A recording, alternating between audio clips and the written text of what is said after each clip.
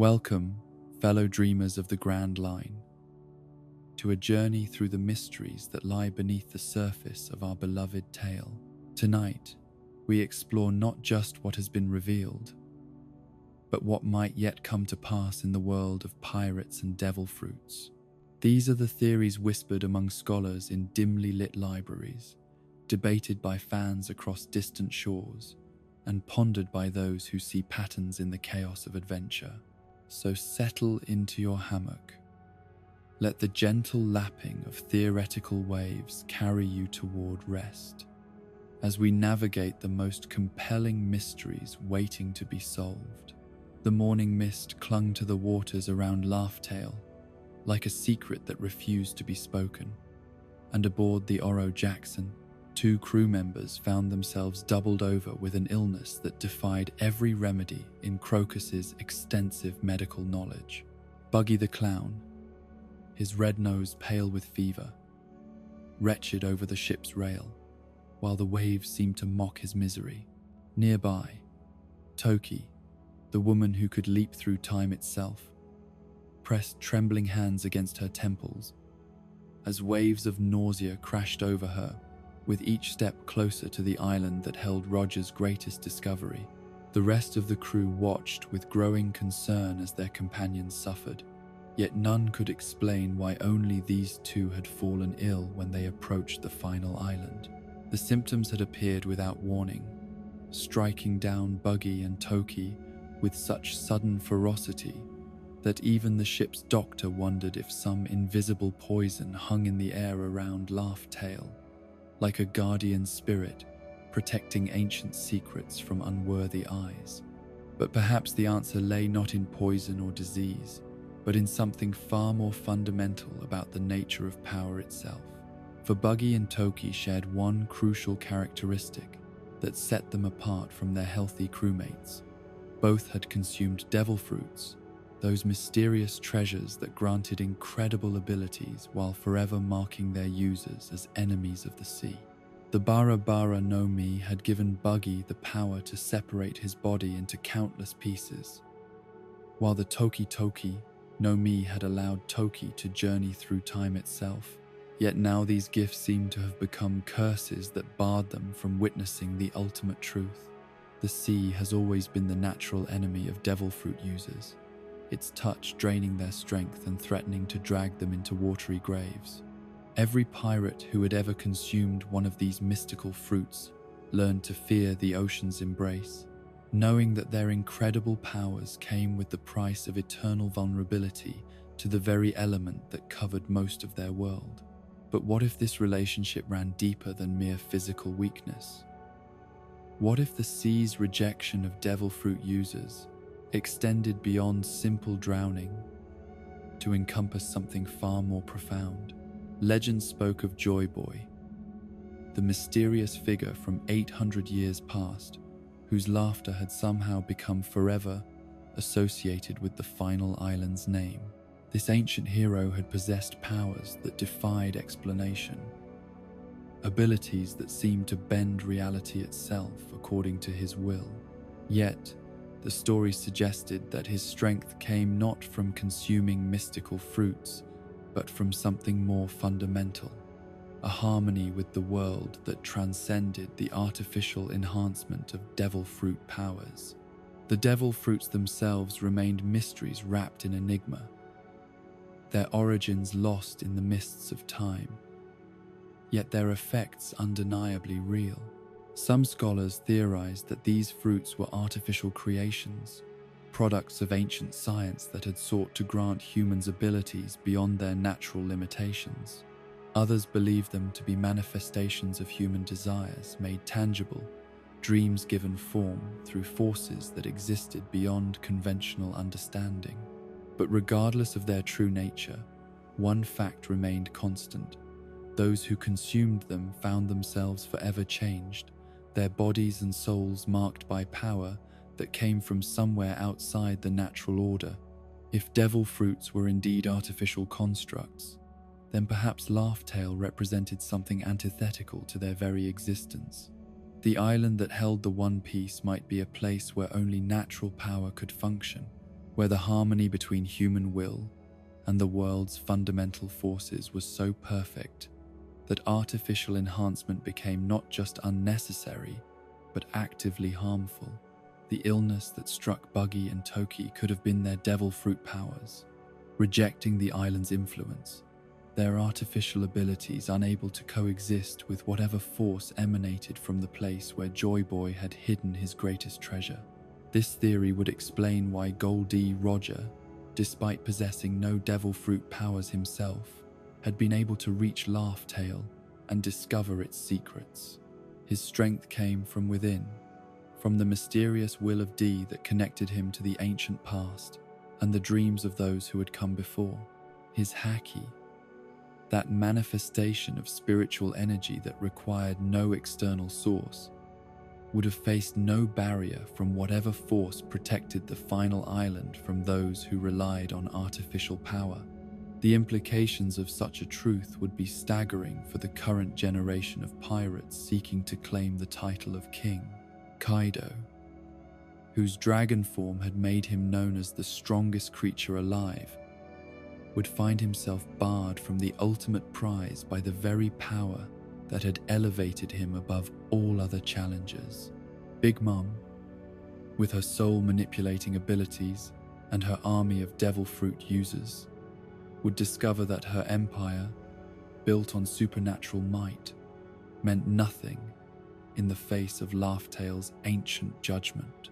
Even Monkey Day, Luffy, despite carrying the will of D and embodying many of Joy Boy's qualities, might find his rubber powers becoming a liability rather than an asset when he finally approached the legendary island.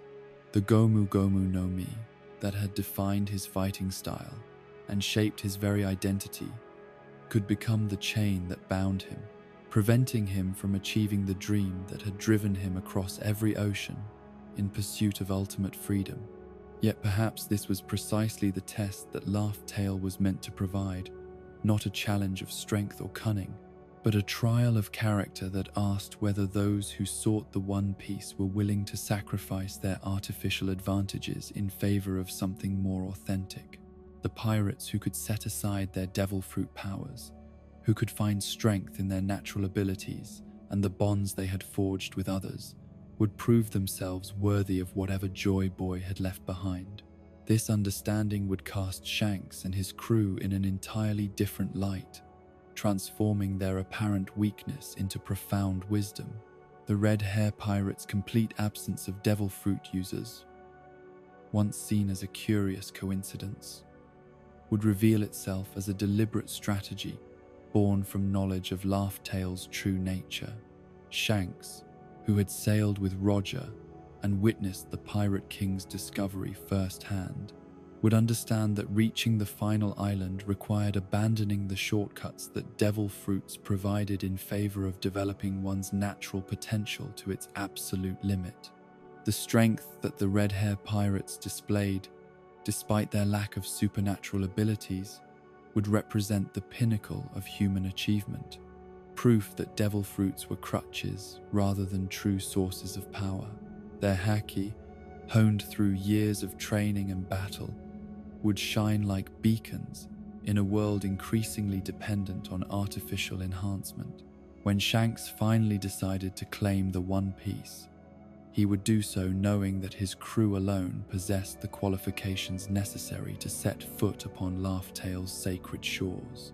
The revolutionary implications of such a truth would ripple across the entire world, challenging everything that pirates and marines alike believed about the nature of strength. The world government, with its Cypher Pol agents, enhanced by devil fruit abilities, would find their most powerful tools rendered useless against the ultimate prize they sought to keep hidden. The Marines, many of whose admirals and vice-admirals relied on supernatural powers, would discover that their enforcement of the world's order was built upon foundations of sand. For the common people of the world, those without access to devil fruits or training in Haki, this revelation would carry a different kind of hope. it would suggest that true strength was not the exclusive province of those born to power or lucky enough to discover mystical fruits, but something that could be cultivated through dedication, friendship, and unwavering commitment to one's dreams. The message would be that artificial power, no matter how impressive, could never replace the strength that came from a pure heart and unshakable resolve. The tragedy of this truth would lie in its cruel irony, that the very powers pirates sought to make themselves worthy of the One Piece would ultimately bar them from claiming it. Countless crews would spend their entire careers accumulating devil fruit abilities, building their strength through supernatural means, only to discover that they had been walking away from their goal with every fruit consumed. The path to becoming Pirate King would require not the accumulation of power, but the wisdom to reject it when it came from impure sources. Yet perhaps this was the greatest gift that Joy Boy could have left for future generations, a test that ensured only those with the proper character could claim his legacy. The One Piece was not meant to be a prize for the strongest or the most cunning, but a reward for those who understood that true freedom came not from dominating others through artificial might, but from inspiring them through authentic strength. The pirates who could reach Laugh Tale would be those who had learned that the greatest treasure was not what you could take from the world, but what you could give to it. The illness that had prevented Buggy and Toki from witnessing Roger's greatest discovery would thus be revealed as a merciful warning rather than a cruel punishment. Their devil fruit powers had saved them from facing a choice that might have broken their spirits, the decision between keeping their supernatural abilities or claiming the ultimate prize. Instead, they were allowed to maintain their illusions, to continue believing that strength came from sources outside themselves, rather than confronting the truth that would have demanded they abandon everything they thought they knew about power. As the Oro Jackson had sailed away from Laugh Tale all those years ago, carrying with it the secret of the One Piece and the truth about devil fruits, Roger had made his choice to surrender himself to execution rather than reveal knowledge that the world might not have been ready to accept. He understood that the revelation about devil fruits and their incompatibility with the final island would fundamentally alter the balance of power across the seas, potentially causing chaos as pirates struggled to comprehend that their greatest assets had become their most limiting liabilities. The timing of Shanks's recent declaration that he was ready to claim the One Piece suggested that the world might finally be prepared for this truth. With Luffy's emergence as a force capable of challenging the established order, with the Revolutionary Army growing stronger, and with the world government's corruption becoming increasingly apparent to common citizens, the conditions might be right for the revelation that would change everything.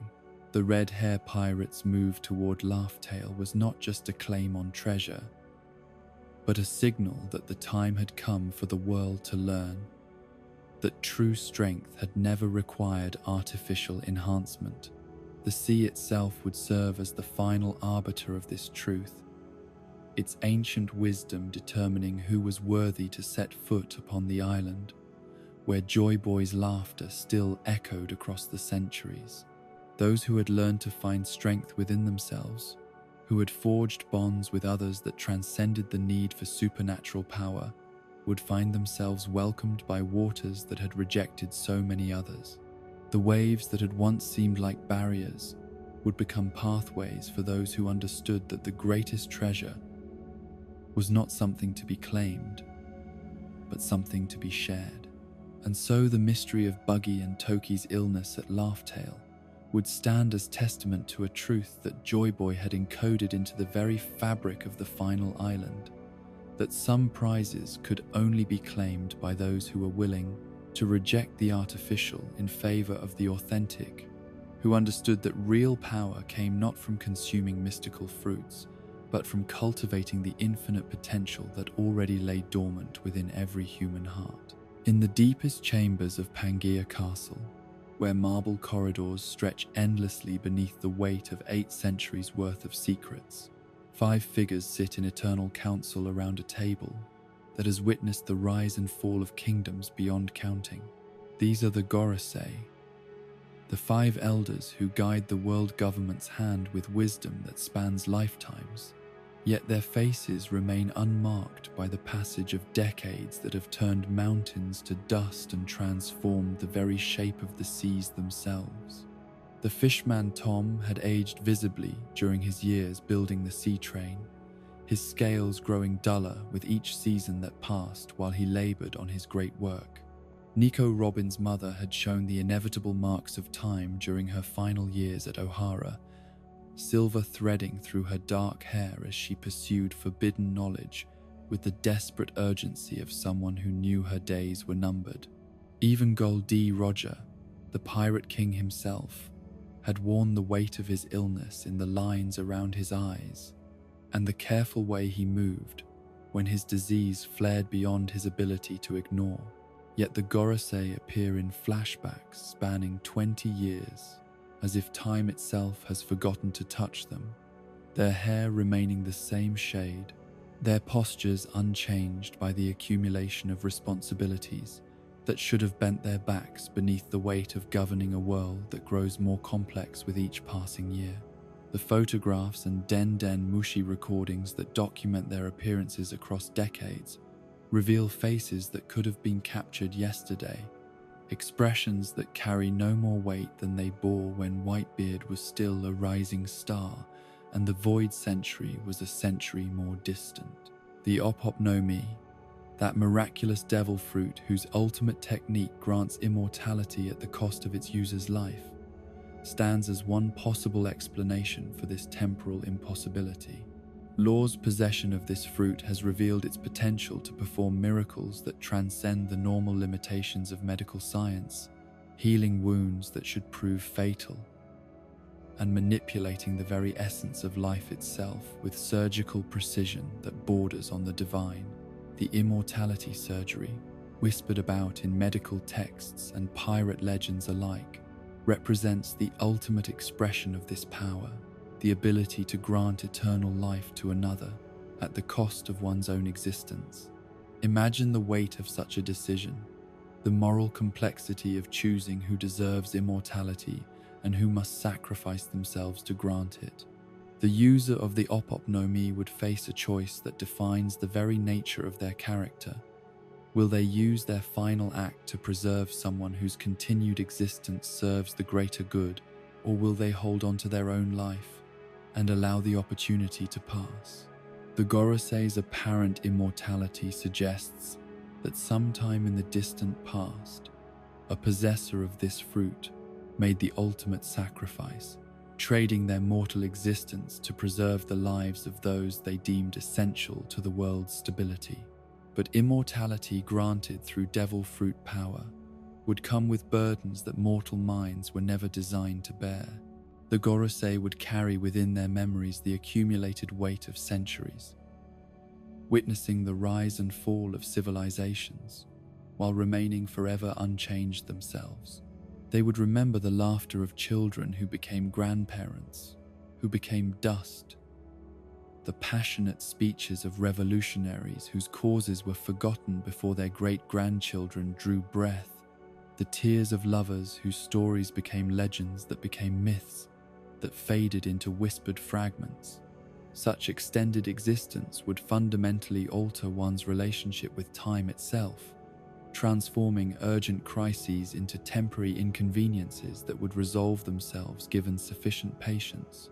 The slave uprising that seemed to threaten the world's foundation would be understood as merely another wave in an ocean of human suffering that had crashed against the shores of power countless times before. The pirate who declared himself king would become just another name in an endless list of pretenders who had challenged the established order before inevitably falling to forces beyond their comprehension. The loneliness of immortal existence would manifest in ways that mortal minds struggle to comprehend, as the Gorosei watched countless generations of subordinates serve faithfully before succumbing to age and death. while they remained eternally apart from the human experience they governed. Relationships would become exercises in managing temporary connections, knowing that every person they encountered was merely passing through their eternal existence, like ships observed from a lighthouse whose beam never dims. This immortal perspective would explain their seeming callousness toward individual human suffering, their ability to make decisions that sacrifice thousands for the theoretical benefit of millions. When viewed from the scale of centuries, individual lives become statistical abstractions rather than irreplaceable tragedies, their deaths meaningful only insofar as they contribute to or detract from broader patterns of social stability. The Gorosei's willingness to order the destruction of Ohara, to permit the execution of innocent civilians, to maintain systems of oppression that cause immeasurable suffering, would stem not from inherent cruelty, but from a perspective that encompasses temporal scales beyond normal human understanding. Yet immortality would also burden them with the responsibility of perfect memory, the inability to forget the consequences of their actions across centuries of decision-making. They would carry within their minds the faces of every person their orders had killed, the echoes of every scream their policies had caused, the weight of every injustice they had permitted in the name of maintaining order. Such memories would accumulate like sediment in a river delta, layer upon layer of guilt and justification building into geological formations of moral complexity that no mortal conscience could navigate. The world they govern would seem to them like a garden, requiring constant cultivation, its inhabitants like plants that needed periodic pruning to prevent overgrowth that might threaten the carefully maintained ecosystem. Pirates would be weeds to be pulled, revolutionaries would be diseases to be treated, and the common citizens would be crops whose productivity needed to be maximized, while their potential for rebellion was minimized through careful application of propaganda and selective oppression. Their knowledge of the Void Century would carry special weight in immortal minds that had potentially witnessed its events firsthand, their memories preserving truths that they had spent 800 years working to obscure. They might have stood in Joy Boy's presence, witnessed the ancient kingdom's fall, participated in the decisions that shaped the world government's founding principles. The poneglyphs that Robin seeks to read would be to them not mysterious artifacts, but reminders of conversations they had participated in, people they had known, choices they had made when the world was young and their immortality was still a new burden to bear. The technology that had created the ancient weapons, the true history of the 20 kingdoms that became the world government, the nature of the will of D, and its connection to forces that threatened their carefully constructed order. All of this would exist within their memories as lived experience rather than historical speculation. Their efforts to suppress this knowledge would be motivated not by fear of the unknown, but by intimate familiarity with powers they had seen reshape continents and topple civilizations. Such immortal beings would develop relationship patterns fundamentally different from mortal humans, their connections to others necessarily colored by the knowledge that everyone they encountered would eventually die while they remained. The emotional walls they had built over centuries of loss would make genuine intimacy impossible, reducing their interactions to carefully scripted performances designed to achieve specific objectives rather than expressions of authentic feeling. They would become actors playing roles they had refined over decades of repetition, their true selves buried beneath layers of political necessity and emotional self-protection. The meetings they held would carry the weight of countless similar gatherings, each crisis discussed against the backdrop of hundreds of previous emergencies that had seemed equally pressing at the time, but had ultimately resolved themselves through the simple passage of years. Their calm demeanor in the face of seemingly catastrophic threats would reflect not wisdom but weariness, the exhaustion of immortal beings who had learned that most problems solve themselves, given sufficient time and strategic inaction. Yet, immortality would also grant them the patience necessary for truly long-term planning, the ability to set plans in motion that would take generations to bear fruit. The systems of control they had established across the world would represent centuries of careful refinement, each policy adjusted based on decades of observation and the accumulated wisdom of immortal perspective.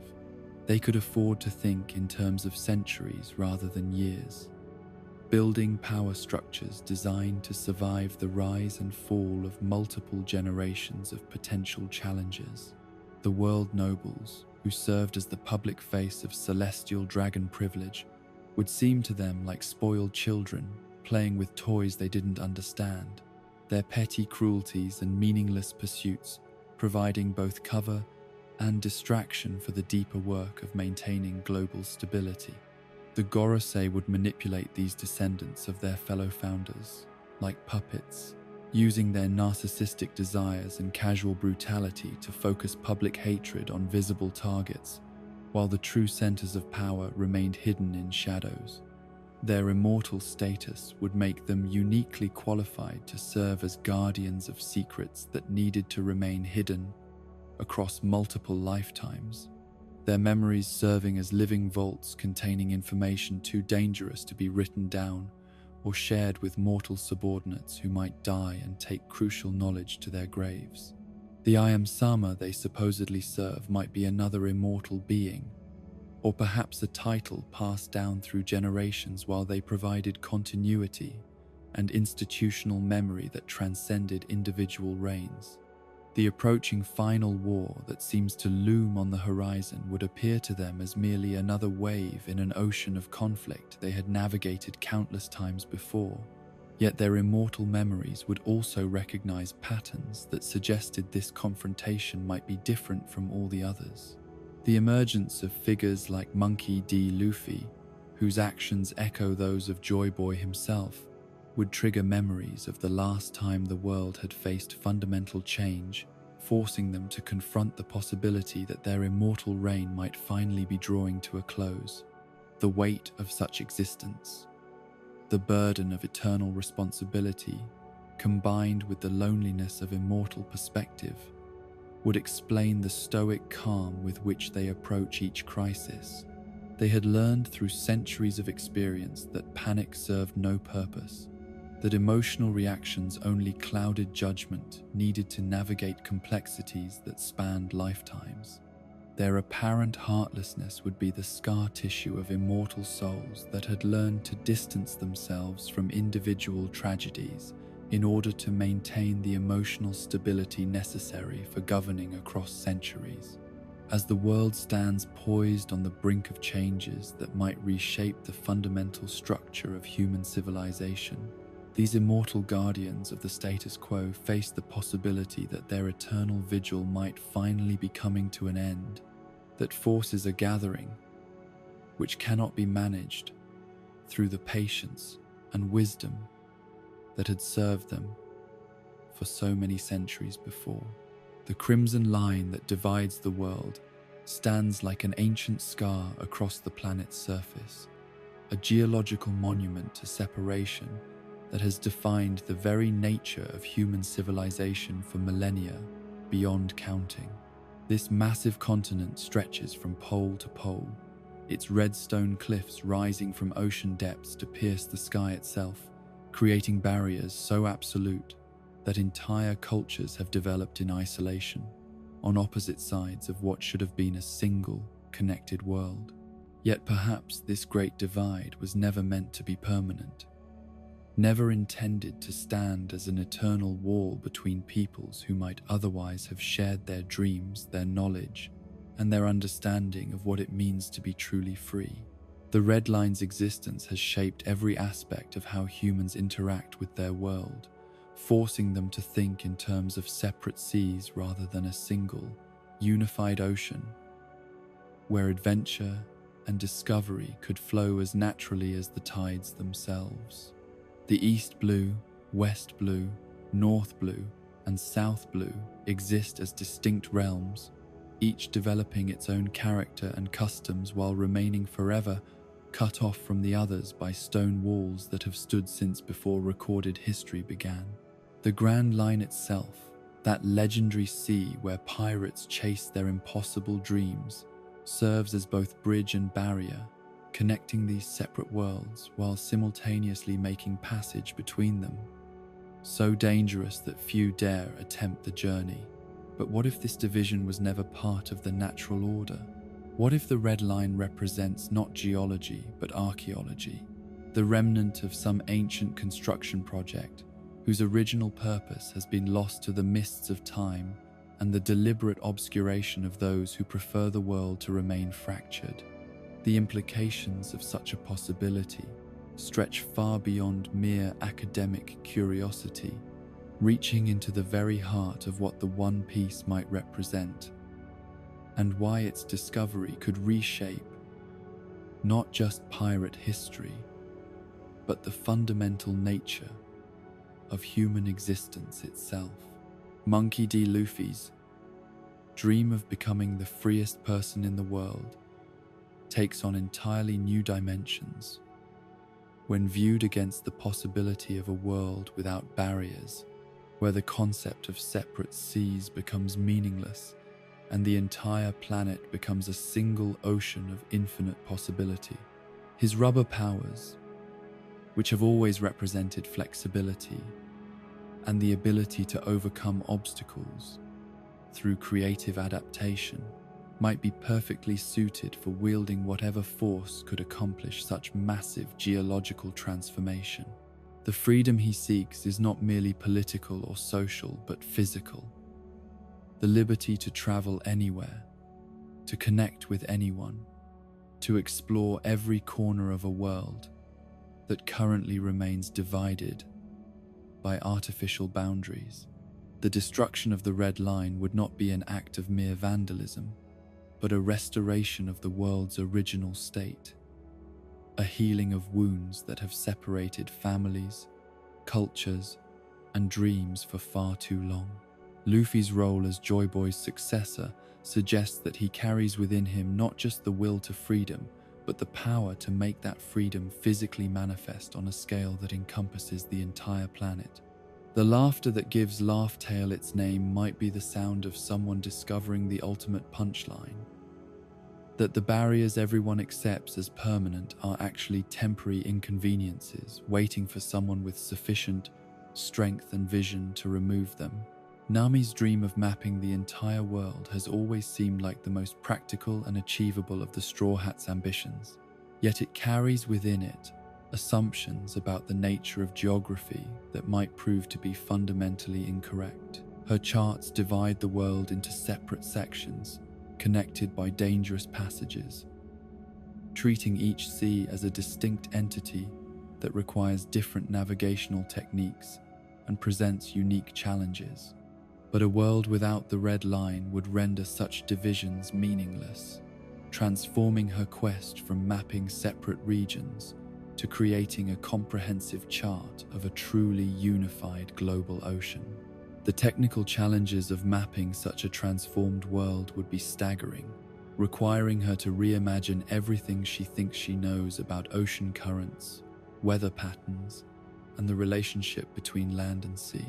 The magnetic fields that guide her log poses would shift dramatically as the Red Line's massive bulk no longer influenced their behavior, potentially creating new islands while submerging others as the ocean sought its new equilibrium. Her navigation skills would need to evolve to encompass an entirely different understanding of how wind and water interact across a world whose fundamental geography had been rewritten. Yet this challenge would also represent the ultimate expression of her cartographer's art, the chance to document the birth of a new world as it emerged from the destruction of old barriers.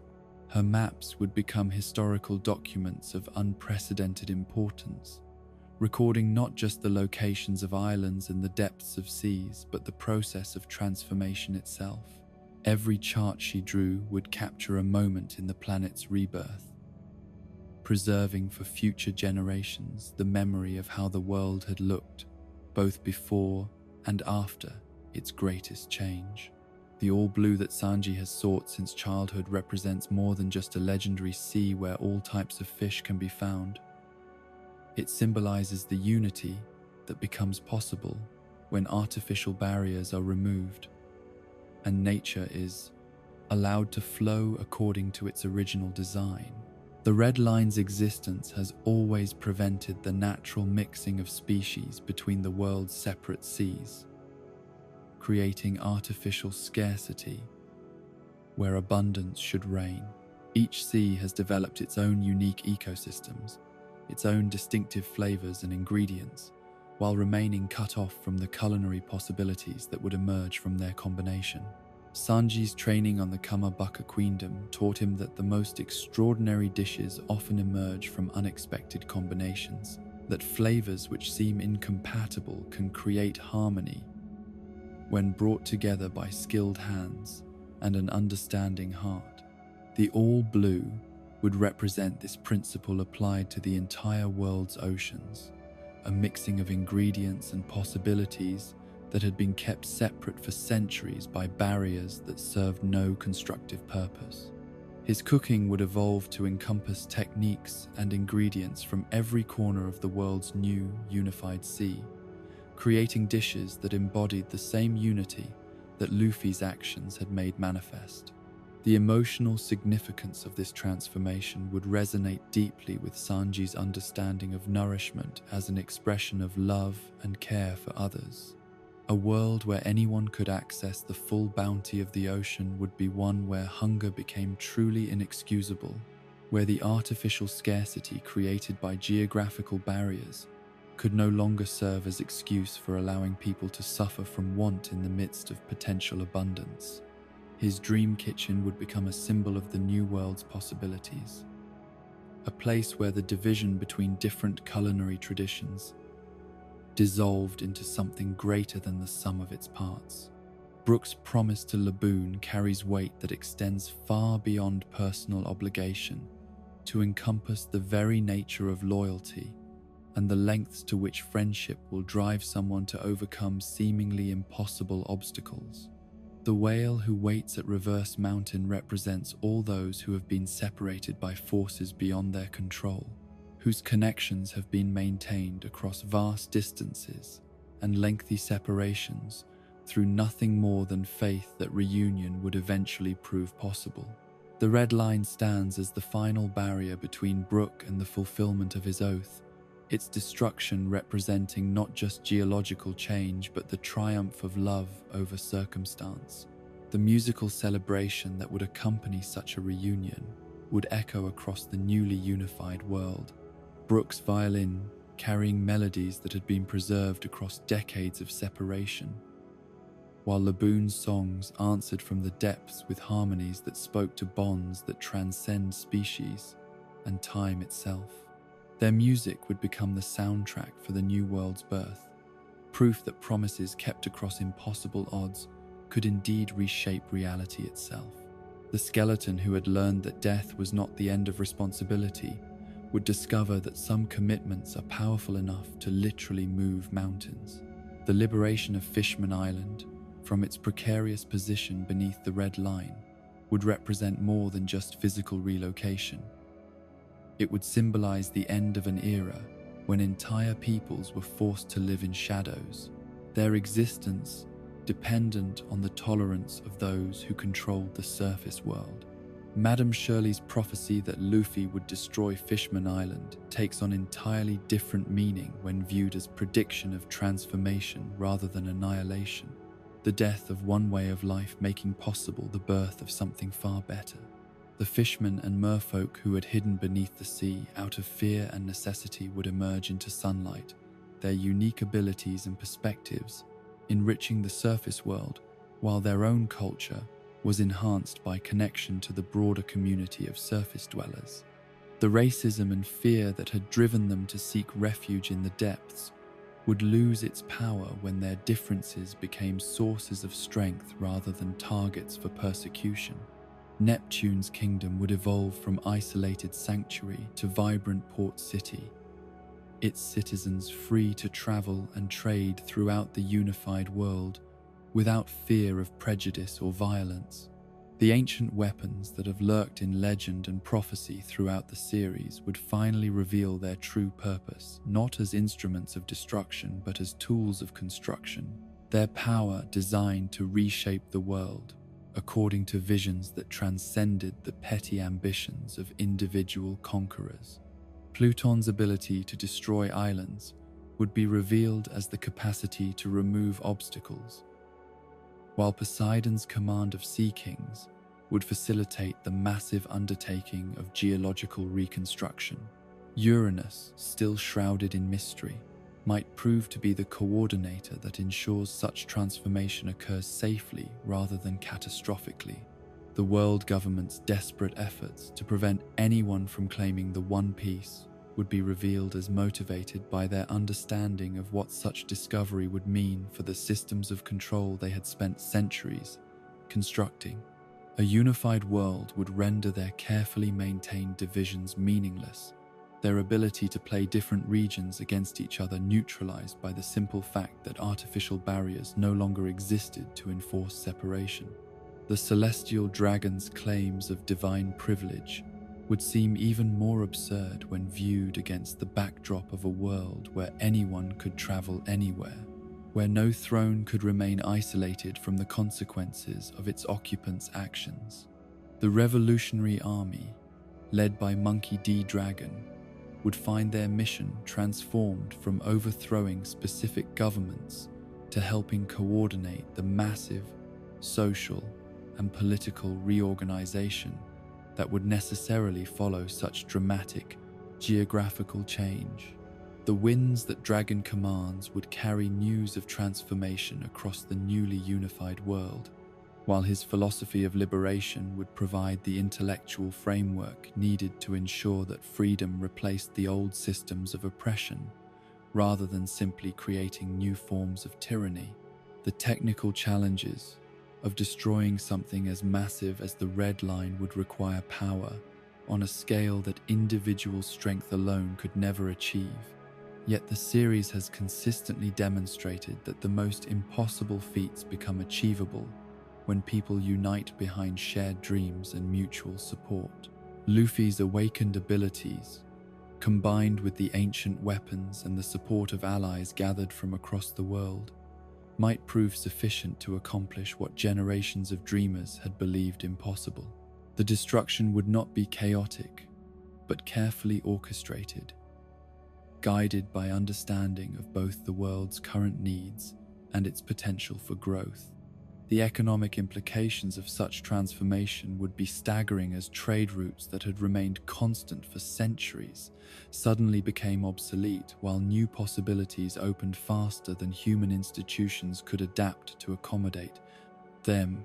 Islands that had been remote backwaters would find themselves at the centers of new shipping lanes, while established commercial powers would need to completely reimagine their strategies for maintaining relevance in a world where artificial scarcity no longer protected their monopolies.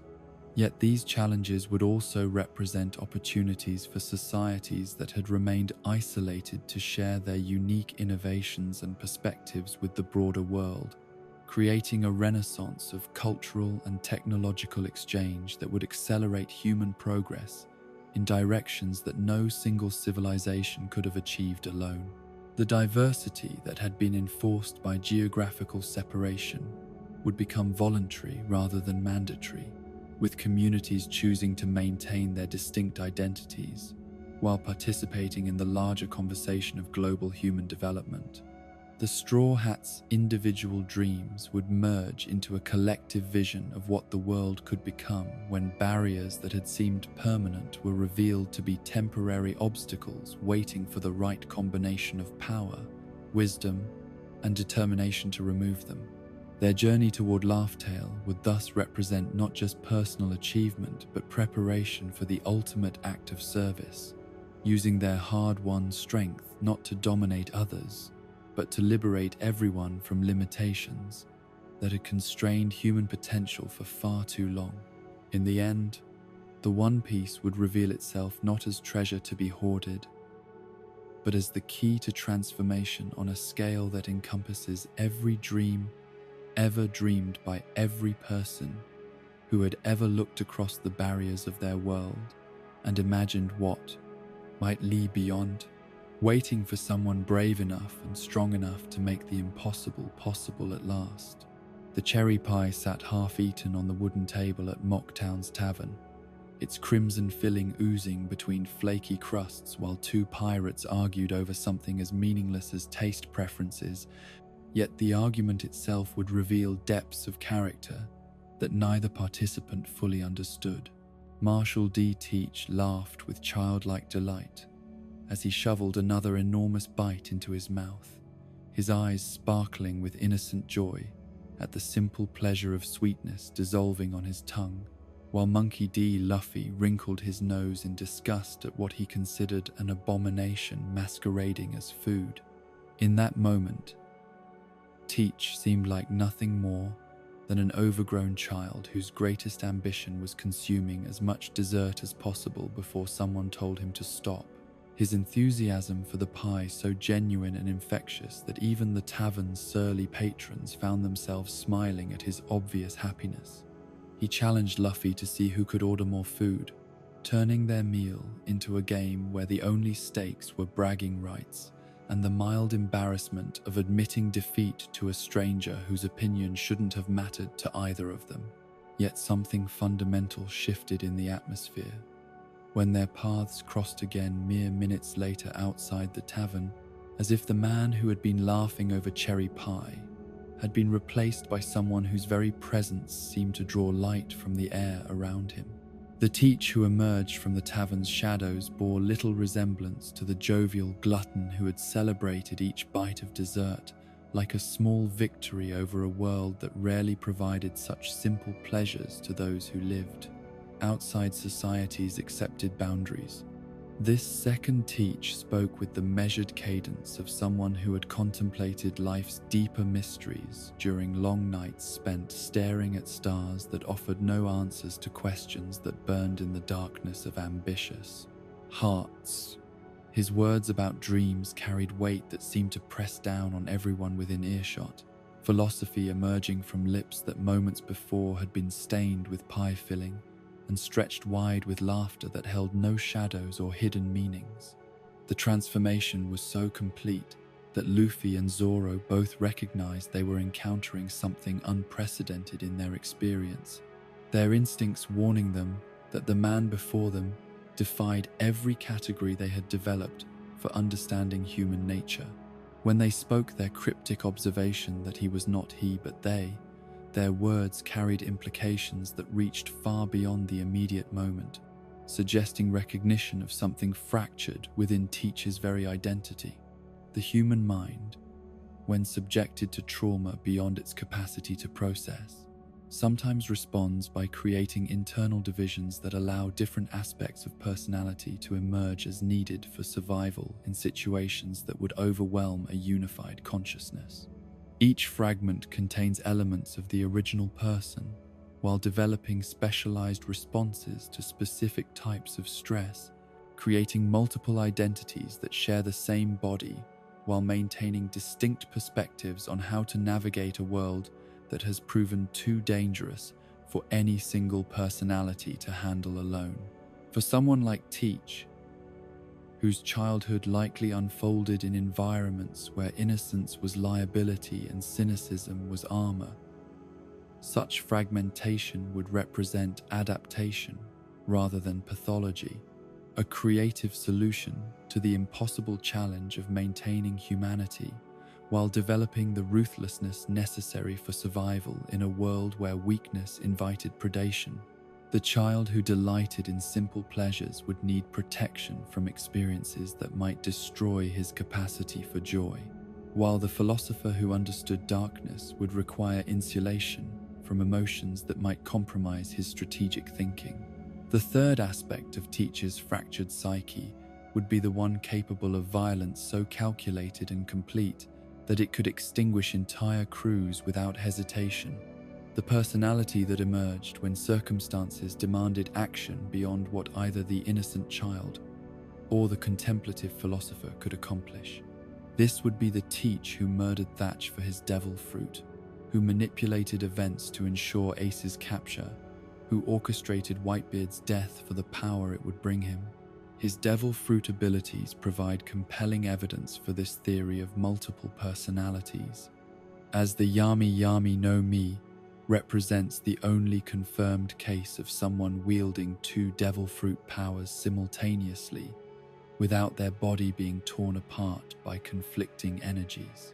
Traditional understanding suggests that devil fruits contain some form of consciousness or spiritual essence that conflicts with others of their kind, making it impossible for a single person to host multiple fruit powers without fatal consequences. Yet if Teach's mind already contained multiple distinct personalities, each capable of independent thought and decision-making, then perhaps each personality could serve as host to a separate devil fruit power without the usual conflicts arising. The darkness fruit consumed by his philosophical self would coexist peacefully with Whitebeard's earthquake power claimed by his violent aspect, while his innocent child personality remained unaffected by either supernatural influence. The symbolism embedded throughout Teach's character design supports this interpretation of his fractured nature, from his Jolly Roger bearing 3 skulls to represent his 3 personalities, to his habit of carrying 3 pistols despite having only 2 hands available for their use. Even his distinctive beard splits into 3 separate sections, as if his very appearance reflects the division within his psyche that allows him to function despite contradictions that would paralyze a unified consciousness. The childhood trauma that created such fragmentation would likely have occurred during his earliest years, when his developing mind was most vulnerable to experiences that could reshape its fundamental architecture. Perhaps he witnessed violence so overwhelming that no child could process it without breaking. Or maybe he was subjected to abuse that made trust impossible, while survival demanded maintaining some capacity for human connection. The specific details matter less than the result, a mind that learned to protect itself through division. His innocent personality would preserve the capacity for wonder and joy that makes life worth living, allowing him to find genuine pleasure in simple things like cherry pie, or the camaraderie of shared meals with strangers who posed no immediate threat. This aspect of his character would be carefully shielded from knowledge of his other self's actions, maintaining its purity through ignorance of the violence and manipulation that other aspects of his psyche deemed necessary for survival and advancement. The philosophical Teach would serve as mediator between innocence and violence, possessing enough wisdom to understand both perspectives while maintaining sufficient emotional distance to make strategic decisions without being paralyzed by moral considerations. This personality would be the one most likely to interact with other pirates as equals, capable of recognizing strength and potential in figures like Luffy while remaining committed to goals that might require eliminating such promising individuals if they became obstacles. The violent aspect of his personality would emerge only when circumstances demanded actions that his other selves could not psychologically undertake, serving as the executioner for decisions made by the philosopher, while protecting the innocent child from witnessing consequences that might shatter his ability to find joy in existence. This fragmentation would allow Teach to commit atrocities while genuinely maintaining aspects of his personality that remained untouched by such darkness.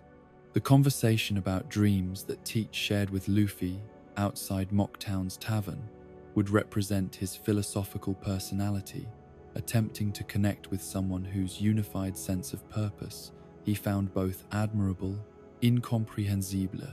Having lived his entire life with fractured identity, the sight of someone whose dreams flowed from a single, uncompromised source of motivation would seem almost miraculous, worthy of respect, even if such purity ultimately made that person an enemy.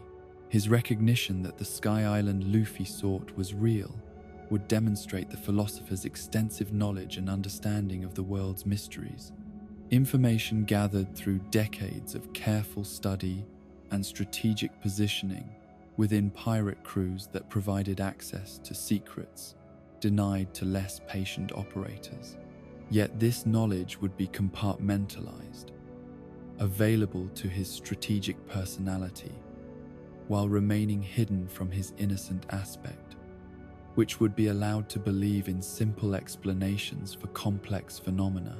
The tragedy of Teach's fractured existence would lie in his inability to integrate these different aspects of himself into a coherent whole, each personality serving its protective function while preventing the kind of personal growth that requires confronting contradictions within oneself.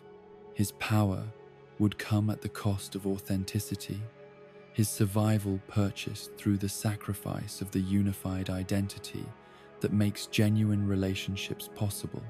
This fragmentation would explain his crew's unusual loyalty, despite his apparent willingness to sacrifice subordinates for strategic advantage, as different crew members would form relationships with different aspects of his personality, while remaining largely unaware of the others.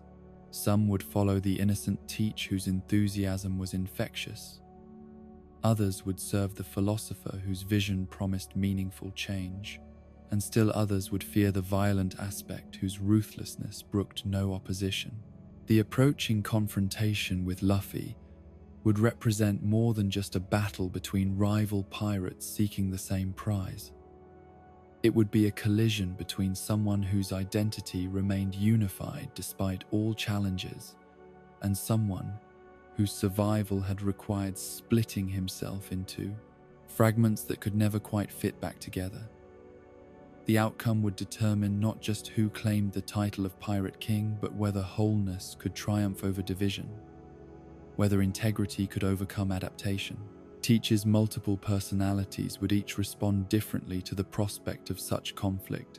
The innocent aspect, seeing it as an exciting game with a worthy opponent, the philosopher recognizing it as inevitable convergence of incompatible philosophies, and the violent personality preparing for war that could only end with the complete destruction of one side or the other.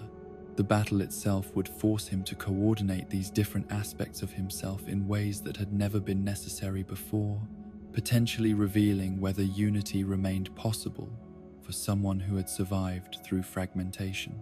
The darkness that his devil fruit represents would serve as metaphor for the psychological shadows within which his fractured personalities took refuge, while his theft of Whitebeard's earthquake power would symbolize his attempt to claim the kind of overwhelming strength that might finally allow him to feel safe enough to risk integration.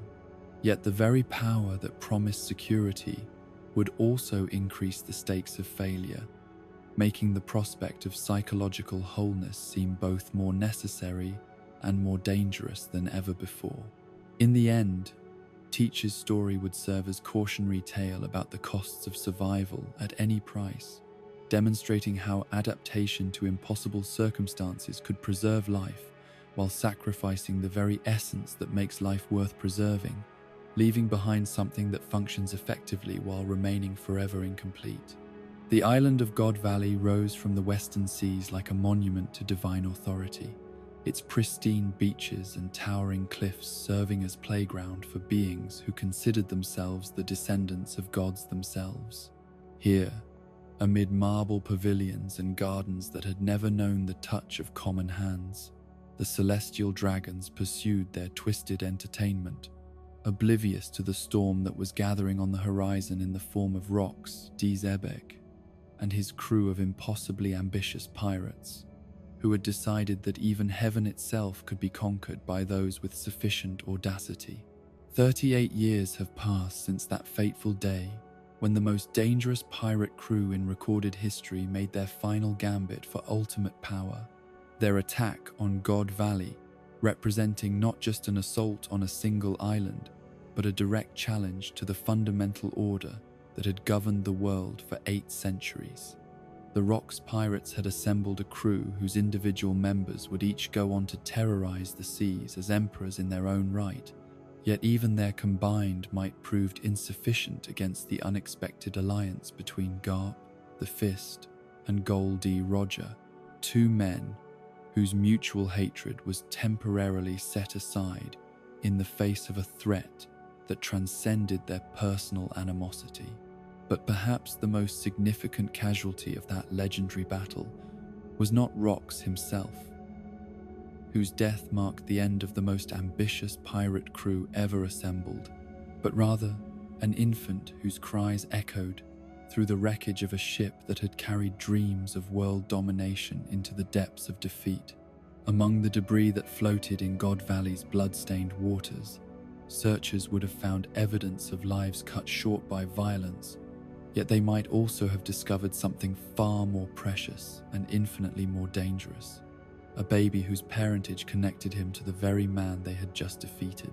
Shanks, barely 1 year old at the time of the God Valley incident, would have been helpless amid the chaos that consumed the island, his survival dependent entirely on the mercy of those who emerged victorious from the battle that reshaped the world's power structure. The infant who would grow to become one of the 4 emperors began his journey not as the child of some noble family or aspiring pirate, but as the orphan son of Rocks de Xebec, the most feared and hated man of his generation. The discovery of such a child would have presented Garp and Roger with a moral dilemma that transcended their roles as marine and pirate respectively, forcing them to confront questions about the nature of inherited guilt and the possibility of redemption across generations. Could the son of their greatest enemy be allowed to live, carrying within his bloodline the potential to resurrect his father's apocalyptic ambitions? Or did the innocent child deserve a chance to forge his own destiny, free from the shadows of paternal crimes he had played no part in committing? Roger's decision to take custody of the infant would represent perhaps the greatest act of compassion in his legendary career, a choice that required him to see past the circumstances of the child's birth to recognize the potential for goodness that existed within every human soul. The pirate king who had conquered the Grand Line and discovered the secrets of Laugh Tale would find his greatest treasure not in ancient ruins or mysterious poneglyphs, but in the responsibility of raising a child whose heritage demanded he become either the world's greatest hero or its most devastating villain. The words Roger spoke years later while holding Odin's infant children, that it had been a while since he last held a baby, would carry weight far beyond their surface, meaning hinting at memories of another child whose upbringing had been his responsibility during the crew's earlier adventures. Shanks would have grown up aboard the Oro Jackson not as a rescued orphan but as Roger's adopted son, learning about courage and freedom from the man who embodied both qualities more completely than anyone else who had ever lived.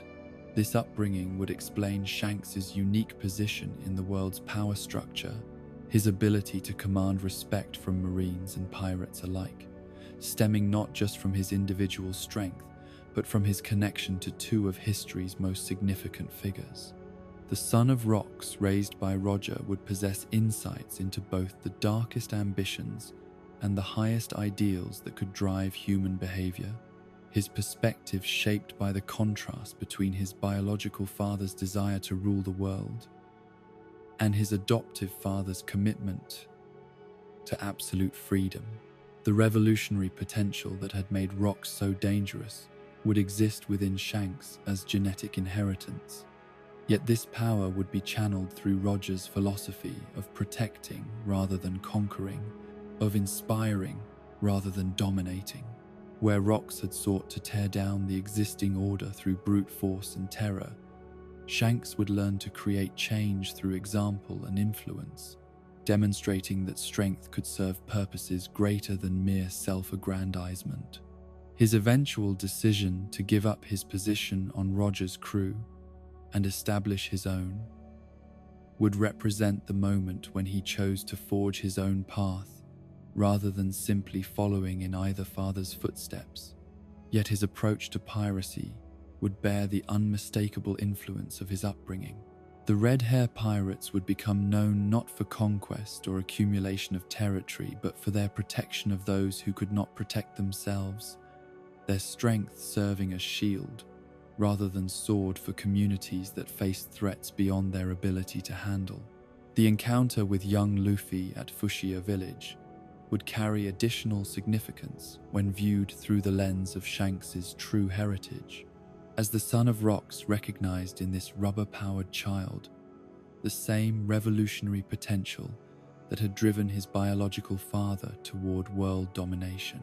Yet Shanks would choose to nurture this potential differently, planting seeds of compassion and responsibility alongside the ambition and strength that could reshape the world according to the bearer's vision. The sacrifice of his arm to save Luffy would represent more than simple heroism. It would be a deliberate choice to invest his future in someone whose character had already demonstrated the kind of moral foundation that Rocks had lacked. By giving up his physical strength to preserve Luffy's life, Shanks would be betting that the next generation could succeed where both his fathers had ultimately failed, achieving the kind of lasting change that neither conquest nor discovery alone could accomplish. His unique access to the world government's highest levels would make perfect sense in this context, as the Five Elders would understand that the Son of Rocks possessed both the knowledge and the potential to threaten their carefully maintained order in ways that conventional pirates could never achieve.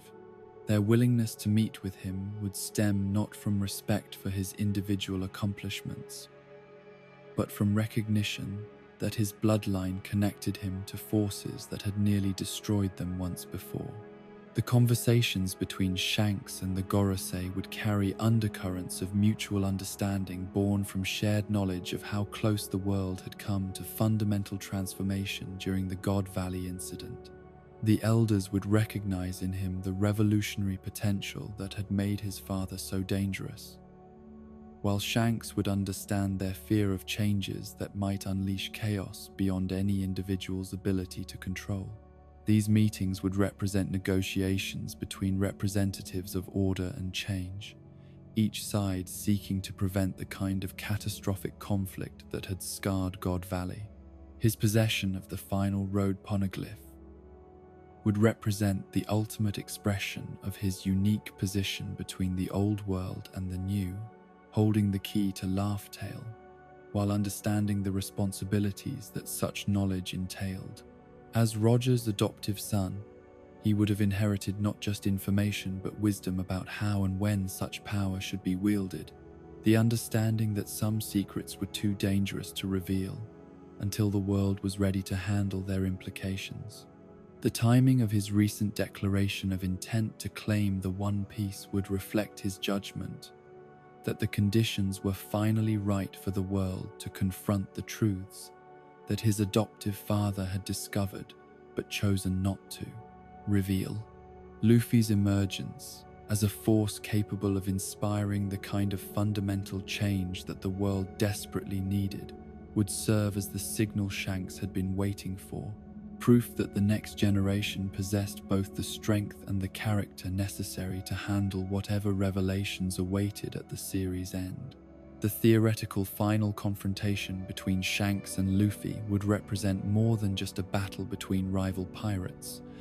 It would be the moment when the Son of Rocks finally revealed whether his father's revolutionary ambitions could be channeled toward creation rather than destruction. By serving as Luffy's final obstacle, Shanks would force his young protege to demonstrate that he had truly surpassed both of Shanks's fathers, proving himself capable of achieving the kind of lasting transformation that neither conquest nor discovery alone could accomplish. The celestial dragon blood that might flow through Shanks' veins would add another layer of complexity to his character, suggesting that his unique access to Marieshwa might stem from familial connections as well as political considerations.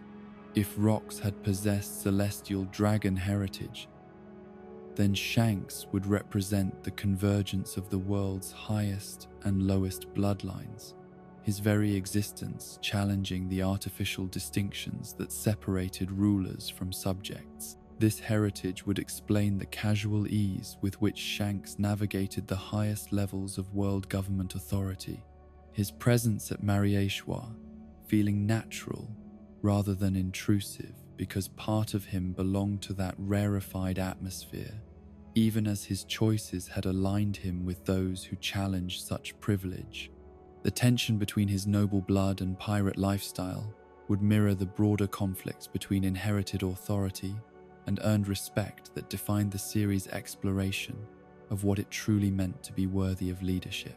His crew's notable absence of devil fruit users would take on additional significance in this context, representing not just strategic choice, but philosophical statement about the nature of true strength.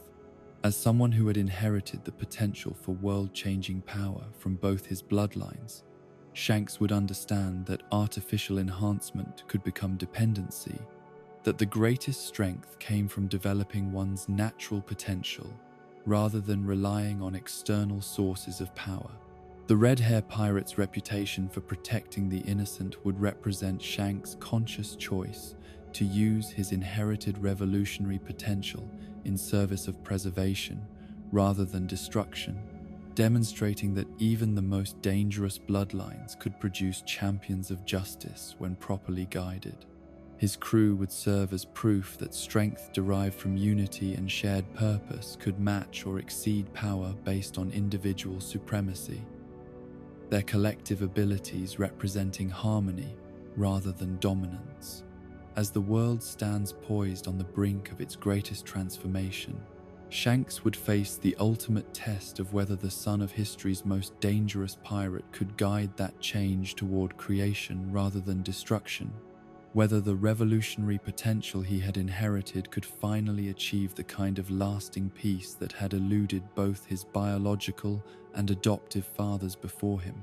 The impel-down corridors echoed with the sound of approaching footsteps, as Emporio Ivankov descended into the depths where Crocodile waited in his sea-stone shackles, the revolutionary's presence transforming the oppressive atmosphere of the underwater prison into something that felt almost like a reunion between old acquaintances whose shared history carried weight that neither was prepared to discuss in front of witnesses.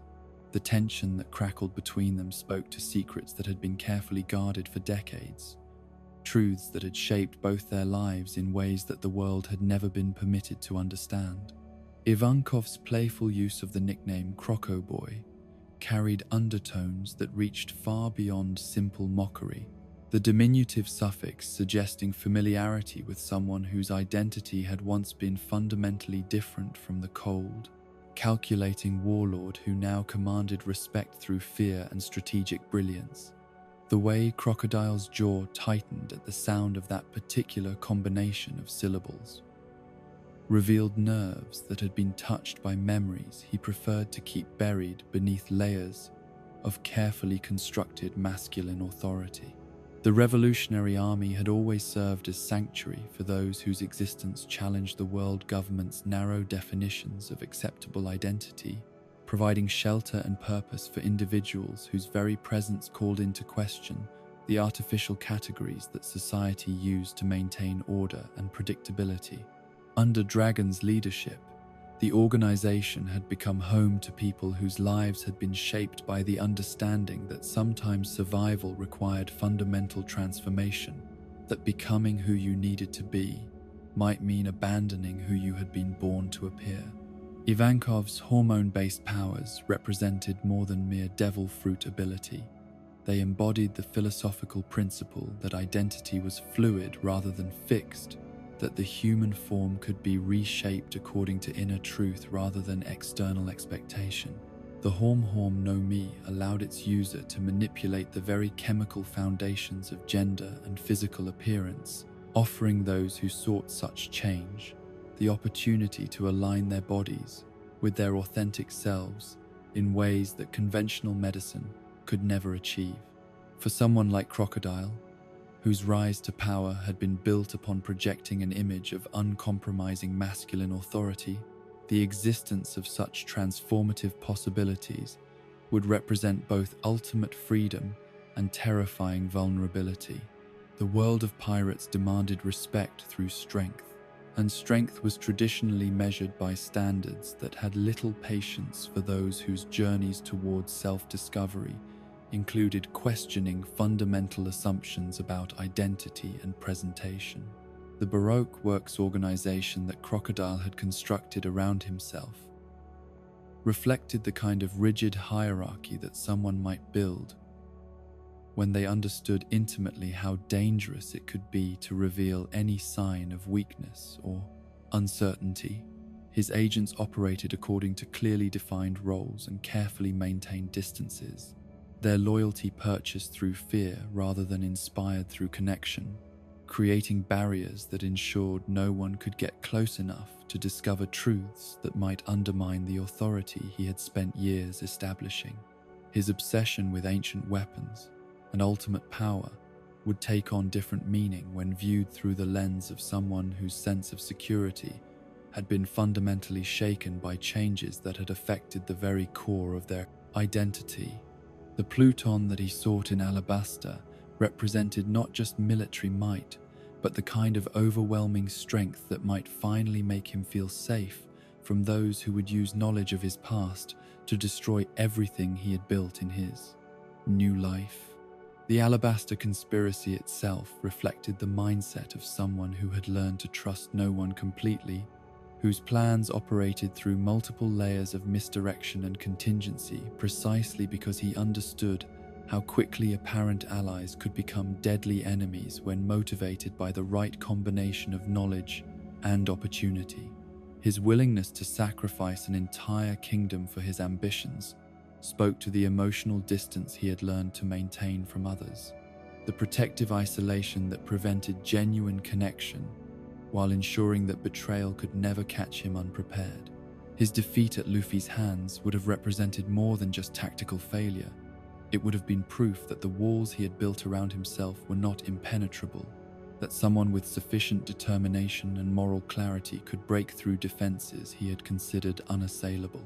The Straw Hat Captain's victory demonstrated that strength derived from protecting others could overcome power based on self-preservation, challenging Crocodile's fundamental assumptions about what it took to survive in a world that showed little mercy to those it perceived as different.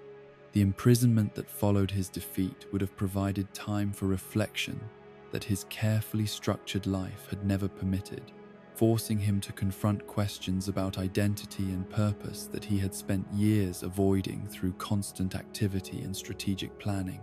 The sea stone shackles that bound him would serve as metaphor for all the ways he had constrained himself, the limitations he had accepted in exchange for security that had ultimately proved illusory. Ivankov's presence in Impel Down would represent both opportunity and threat, the possibility of reclaiming aspects of himself he had abandoned while risking exposure of vulnerabilities he had worked so hard to conceal. The revolutionaries' casual mention of their shared history would force him to choose between maintaining his carefully constructed persona and embracing the kind of authenticity that his new circumstances might finally make possible. His decision to join forces with Luffy during the Marineford rescue would mark a turning point in his relationship with vulnerability and connection. His willingness to risk himself for someone else's cause, suggesting that his capacity for caring had survived despite years of deliberate suppression. The alliance would require him to operate without the carefully maintained distance that had previously defined all his relationships, forcing him to trust in ways that his transformed identity had been designed to avoid. The respect that he showed for Whitebeard during the war would reflect recognition of someone whose strength had never required the sacrifice of authenticity, whose power had always been rooted in genuine connection to others, rather than strategic manipulation of fear and dependency. The world's strongest man had commanded loyalty through inspiration rather than intimidation, demonstrating possibilities that Crocodile had convinced himself were incompatible with survival in their dangerous world.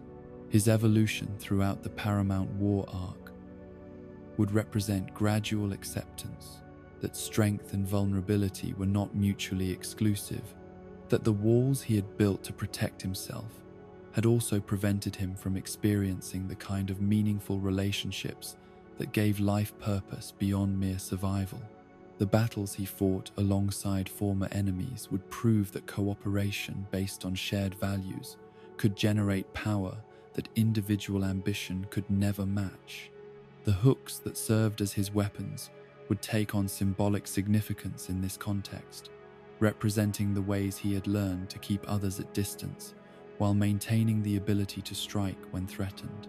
His fighting style reflected someone who had mastered the art of controlled engagement, capable of devastating attacks while never allowing opponents to get close enough to threaten his carefully maintained emotional barriers.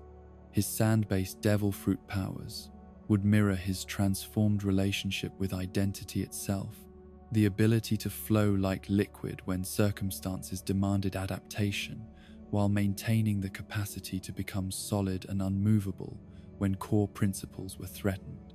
The desert that his abilities could create represented both destruction and transformation, the kind of harsh environment that killed the weak while forging the strong into something capable of surviving conditions that would destroy those who had never learned to adapt.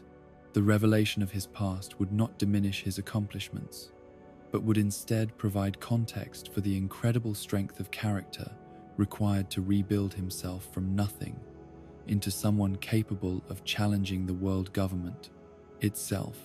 His journey from whatever identity he had abandoned to the figure known as Sir Crocodile would represent triumph of will over circumstance, proof that people could indeed become who they needed to be, regardless of the limitations imposed by birth or early experience. His relationship with the other former warlords would be colored by his understanding of how precarious such positions of authority could become, how quickly respect based on fear could evaporate when enemies discovered the right leverage to apply. His willingness to maintain alliances with figures like Doflamingo and Mihawk would reflect strategic thinking, informed by personal experience of how dangerous it could be to stand alone against forces larger than any individual could hope to match. The Cross Guild that would eventually bring together former warlords under his coordination would represent his evolution from someone who trusted no one to someone capable of building genuine partnerships based on mutual respect and shared interest in survival. His role in such an organization would demonstrate growth beyond his previous limitations, proof that authentic strength could indeed coexist with the kind of vulnerability that genuine relationships required. In the end, Crocodile's story would serve as testament to the possibility of transformation that went beyond mere physical change to encompass fundamental evolution of character, demonstrating that even those who had built their entire identities around emotional isolation could learn to find strength in connection and purpose, in causes greater than personal ambition alone. The laboratories of Germa 66 hummed with the quiet efficiency of scientific ambition, unconstrained by moral consideration, their sterile corridors echoing with the footsteps of researchers who had dedicated their lives to the pursuit of human enhancement through methods that the world government officially condemned, while secretly envying. Here, beneath the floating kingdom's pristine surface, Judge Vinsmoke pursued his vision of creating perfect soldiers whose emotions had been surgically removed to eliminate the weaknesses that made ordinary humans unreliable in combat situations that demanded absolute obedience to tactical necessity. The lineage factor that served as the foundation for all of Judge's experiments represented discoveries that had emerged from his collaboration with the legendary Vegapunk during their shared years of research into the fundamental building blocks of life itself. This mysterious force that governed genetic expression and biological development had been identified as the key to unlocking human potential that evolution had left dormant, the mechanism through which science could accomplish transformations that nature had never intended, but which military necessity made essential for survival in an increasingly dangerous world. Judge's partnership with Queen the Plague during their younger years had provided him with access to research that pushed the boundaries of ethical science into territories that more cautious investigators had declared forbidden. Their shared fascination with biological weapons and human modification, creating a foundation of knowledge that would inform decades of subsequent experimentation. The techniques they developed together would eventually enable the creation of modified humans whose capabilities transcended normal limitations, while their consciousness remained perfectly suited to following orders without question or hesitation. The discovery of Lunarian DNA within the world government's secret research facilities would have represented the ultimate prize for scientists whose work focused on human enhancement. Genetic material from a race whose natural abilities included flight and the generation of flames that burned with intensity beyond anything conventional combustion could achieve. King's capture and subsequent experimentation would have provided researchers with samples of genetic information that had evolved over millennia to grant powers that seemed to violate the fundamental laws of physics themselves. Judge's access to such precious biological material would have come through his connections to the world government's military research programs, his expertise in genetic modification, making him valuable enough to receive classified materials that lesser scientists could never hope to examine. The Lunarian genetic sequences would have been carefully catalogued and analyzed, their unique properties isolated and prepared for integration into experimental subjects whose own DNA could be modified to accommodate abilities that nature had granted to only one race in recorded history. The modification of his children while they remained in Sora's womb represented the culmination of years spent preparing for the ultimate test of his enhancement techniques, the opportunity to create human beings whose abilities would surpass anything that conventional training could achieve, while their personalities remained perfectly suited to serving the greater good of Germa's military ambitions.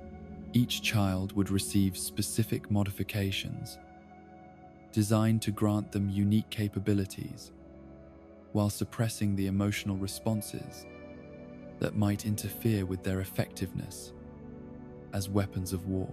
Sanji's apparent failure to manifest the expected modifications would have been interpreted as evidence that his mother's interference had somehow disrupted the genetic programming that should have eliminated his capacity for empathy and emotional connection.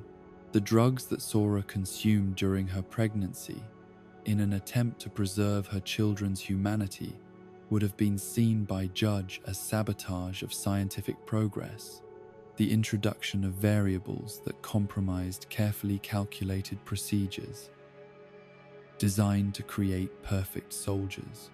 Yet the true nature of Sanji's modifications would prove far more complex than his father's limited understanding could encompass. The Lunarian genetic material, having integrated with his DNA in ways that required time and emotional growth to fully manifest. The flames that eventually emerged from his legs would represent not just heated friction, but the awakening of ancestral abilities that had been dormant within his cells since birth, waiting for the proper emotional triggers to activate powers that his conscious mind had never suspected he possessed. The connection between emotional development and genetic expression would explain why Sanji's abilities grew stronger through his experiences with the Straw Hat Pirates. Each moment of genuine connection and personal growth, providing the psychological foundation necessary for his Lunarian heritage to assert itself. The love he felt for his crewmates and his commitment to protecting those who could not protect themselves would serve as catalysts for transformations that no amount of scientific manipulation could have achieved through purely physical means. His ability to generate flames of different colors would reflect the emotional states that triggered their manifestation. Blue fire emerging during moments of intense focus and determination, while red flames accompanied situations where his protective instincts overrode concerns for personal safety. The intensity of these fires would correspond not to physical exertion, but to the depth of feeling that motivated their creation, proving that his Lunarian abilities were fundamentally connected to his capacity for emotional expression rather than his mastery of combat techniques. The irony of Judge's experiments would lie in his complete failure to understand that the very emotions he sought to eliminate were the key to unlocking his son's true potential, that the modifications he considered failures actually represented successes beyond his wildest imagination. Sanji's capacity for love and compassion would prove to be not weakness but strength, the foundation upon which his inherited Lunarian abilities could build themselves into powers that transcended anything his siblings' emotionless efficiency could achieve. The gradual awakening of these abilities throughout Sanji's journey would correspond to moments of significant emotional growth, each new technique emerging as he developed deeper understanding of himself and his relationships with others. The Diable Jam that first manifested during his battle at Enies Lobby would represent his willingness to literally ignite himself to protect Robin, the flames born from emotional intensity that Judge's modifications had tried unsuccessfully to suppress. His time on Momoiro Island would provide the emotional challenges necessary to fully integrate his Lunarian heritage with his conscious fighting style. The trials imposed by the Okama forcing him to confront aspects of his identity that his upbringing had taught him to reject. The resistance he initially showed to their teachings would gradually give way to acceptance of truths about strength and beauty that transcended conventional masculine definitions, allowing his flames to burn with greater intensity as his understanding of himself became more complete. The reunion with his family during the whole Cake Island arc would serve as the ultimate test of whether his emotional development had progressed sufficiently to fully awaken the Lunarian abilities that had been dormant within him since birth. The confrontation with Judge and his siblings would force him to choose between the safety of emotional numbness and the vulnerability of maintaining his capacity for love, a decision that would determine whether his inherited powers could reach their full potential. His siblings' initial superiority in combat would reflect their single-minded focus on perfecting techniques that required no emotional investment, their efficiency representing everything that Judge had hoped to achieve through his experiments. Yet Sanji's eventual ability to surpass them would demonstrate that powers rooted in genuine feeling possessed depths that purely tactical approaches could never access, that the flames born from love burned with intensity beyond anything that scientific enhancement alone could generate. The exoskeleton that finally manifested during his battle with Queen would represent the complete integration of his Germa modifications with his Lunarian heritage, his body finally achieving the balance between scientific enhancement and emotional authenticity that Judge's limited vision had prevented him from understanding was possible. The protection it provided would serve not as armor against the world, but as expression of his commitment to surviving whatever challenges lay ahead, so that he could continue protecting those he loved. His cooking would serve as the perfect metaphor for his unique synthesis of inherited abilities and chosen identity, the flames he used to prepare meals, representing the same Lunarian fire that powered his combat techniques, while channeling that destructive potential toward creation and nourishment instead.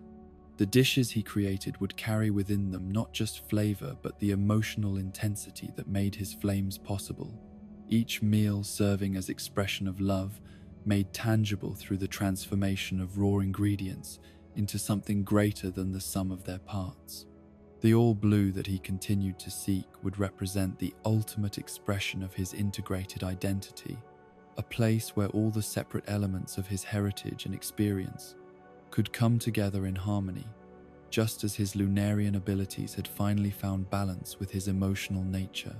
His dream of finding that legendary sea would symbolize his quest to discover environments where differences were sources of strength rather than division, where the flames that marked him as different could serve as beacons to guide others toward their own authentic potential. His relationship with his crewmates would continue to serve as the foundation for his ongoing development, each interaction providing opportunities for his abilities to grow in response to new emotional experiences and challenges. The flames that protected them in battle would burn with the same intensity as the love that motivated their creation, proving that the greatest powers were always those that served purposes greater than individual ambition or achievement. In the end, Sanji's story would demonstrate that scientific enhancement and emotional authenticity were not opposing forces but complementary aspects of human potential, that the modifications which seemed to fail had actually succeeded beyond their creator's limited imagination by preserving the very qualities that made true strength possible. The winds that followed Monkey D. Dragon carried more than the scent of approaching storms. They bore the weight of revolutionary dreams and the promise of transformation that could reshape entire nations according to principles that had never been permitted to flourish under the oppressive weight of world government authority. From his earliest appearances, this enigmatic leader of the resistance had seemed to command the very atmosphere itself, his presence accompanied by meteorological phenomena that defied conventional explanation, while serving his cause with the precision of carefully orchestrated military operations.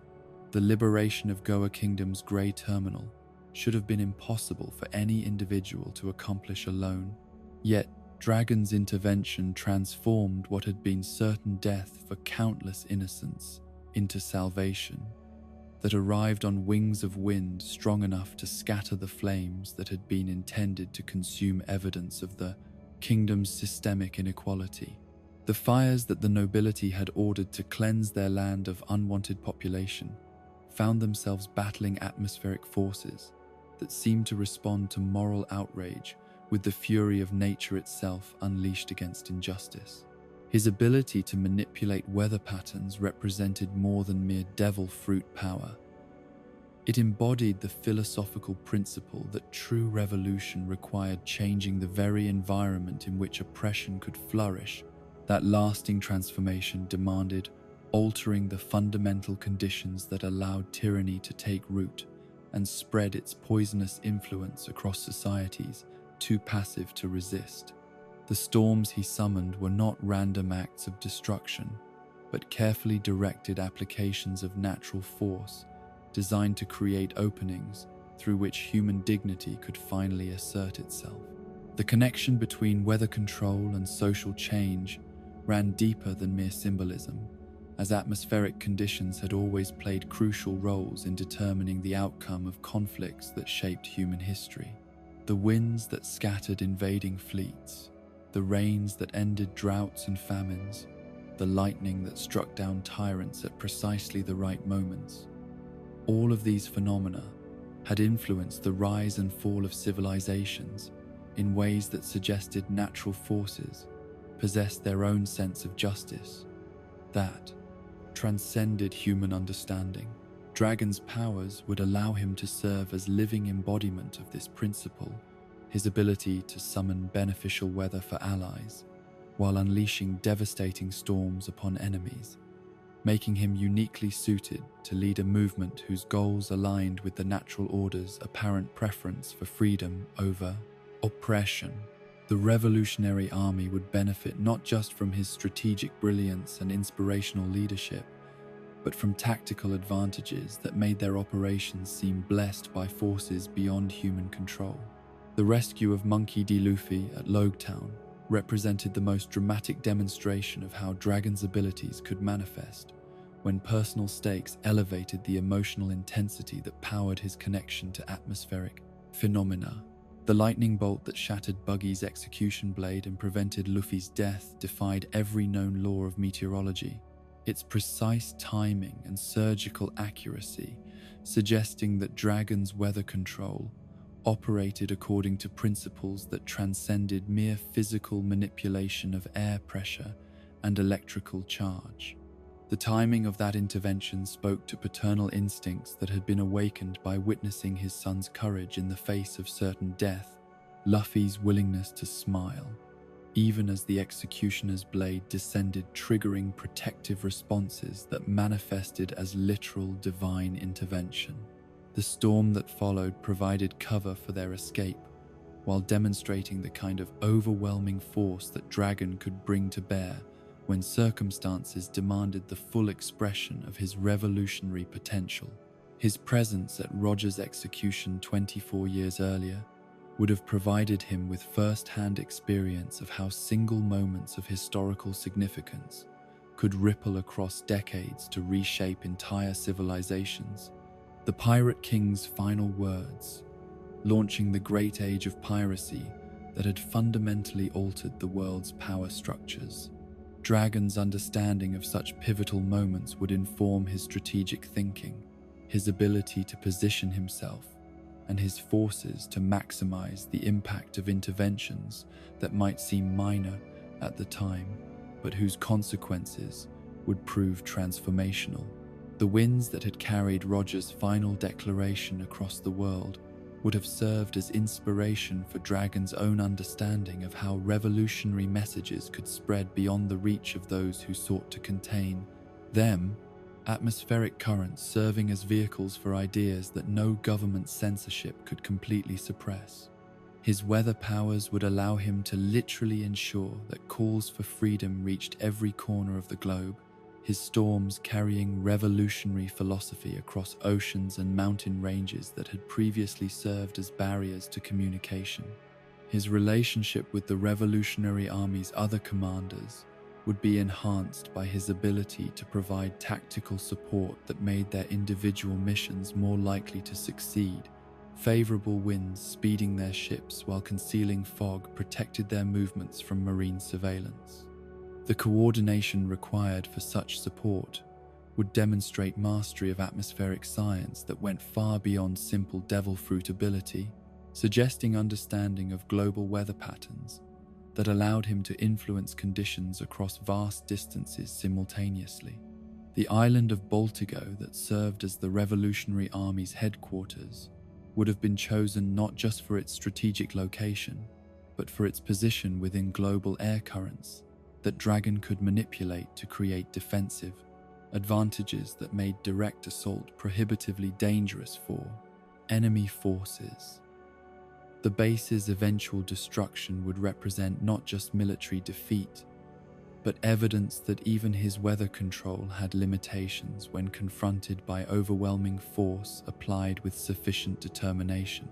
His training of Sabo would include instruction in recognizing and exploiting weather patterns that could provide advantages during combat and infiltration missions.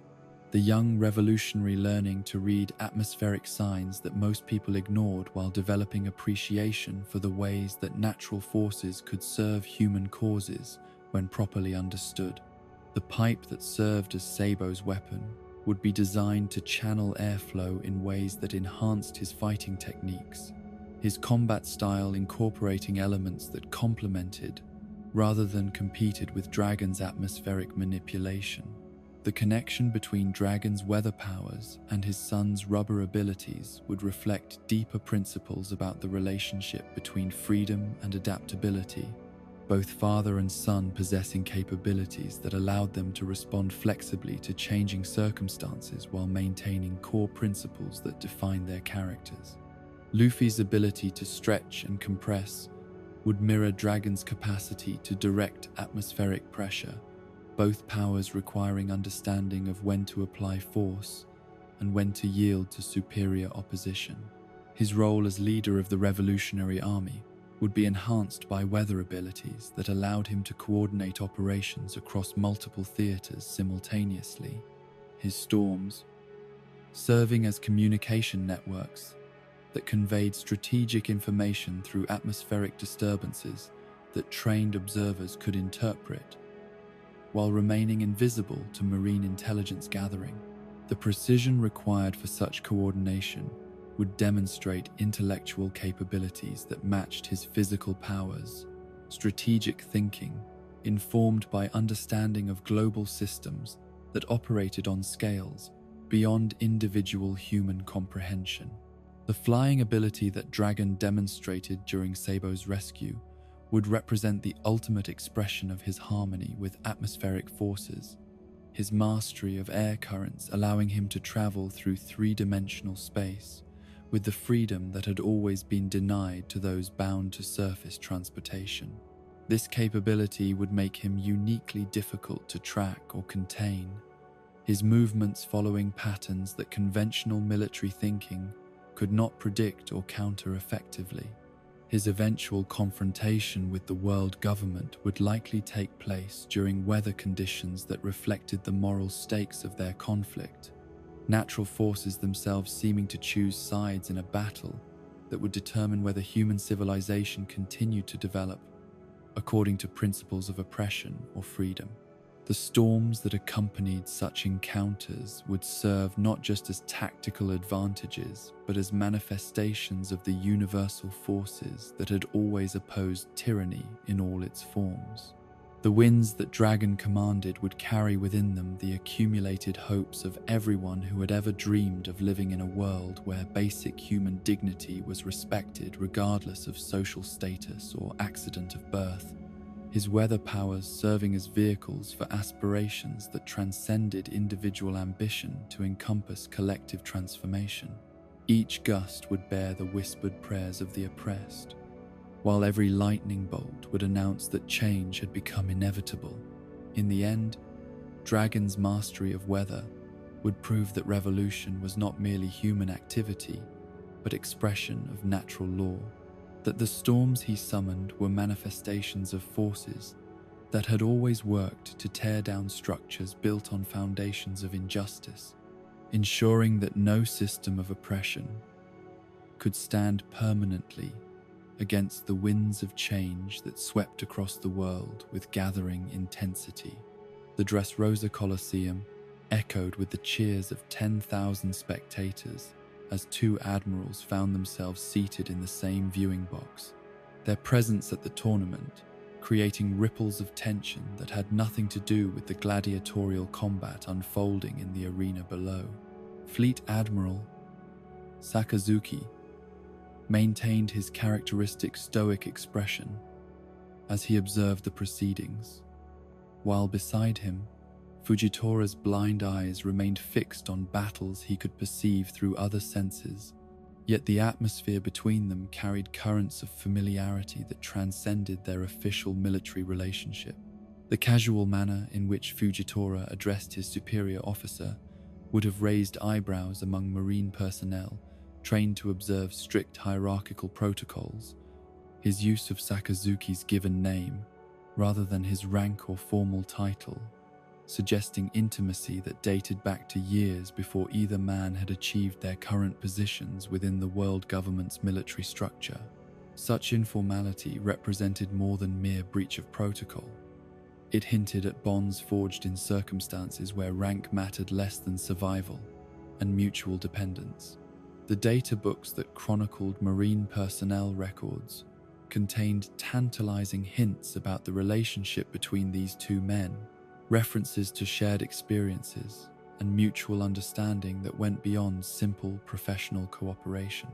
Their files suggested familiarity that predated their service in the Marines, connections that had shaped their approaches to justice and duty in ways that remained largely hidden from public scrutiny, yet influenced every decision they made in their official capacities.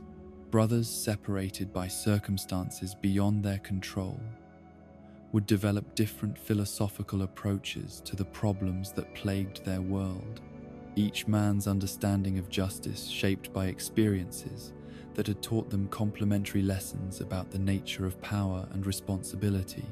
Sakazuki's absolute justice would reflect exposure to situations where compromise led to greater suffering, while Fujitora's blind justice would emerge from recognition that seeing too clearly could corrupt judgment with prejudices that obscure deeper truths. Their childhood would have unfolded in environments where strength was necessity rather than choice, where the weak perished, while those who survived learned to navigate moral complexities that civilian populations never confronted.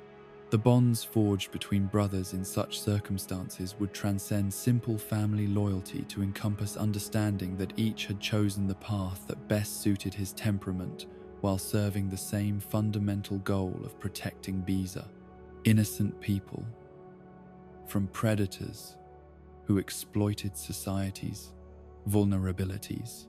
The divergent paths that led them to their current positions would have been shaped by traumatic events that revealed the different ways that good people could respond to evil that seemed beyond any individual's power to prevent.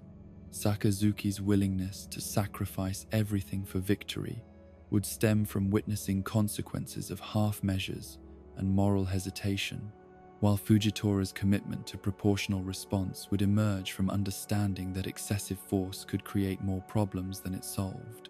Their reunion within the marine hierarchy would carry emotional weight that neither man could openly acknowledge given their official roles.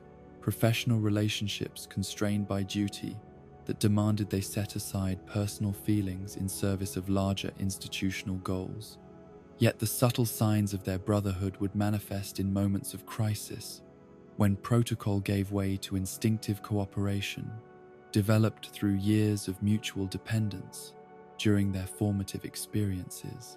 The contrast between Sakazuki's volcanic powers and Fujitora's gravitational abilities would reflect their different approaches to solving problems through force, one brother wielding destruction, while the other manipulated fundamental forces that bound the universe together.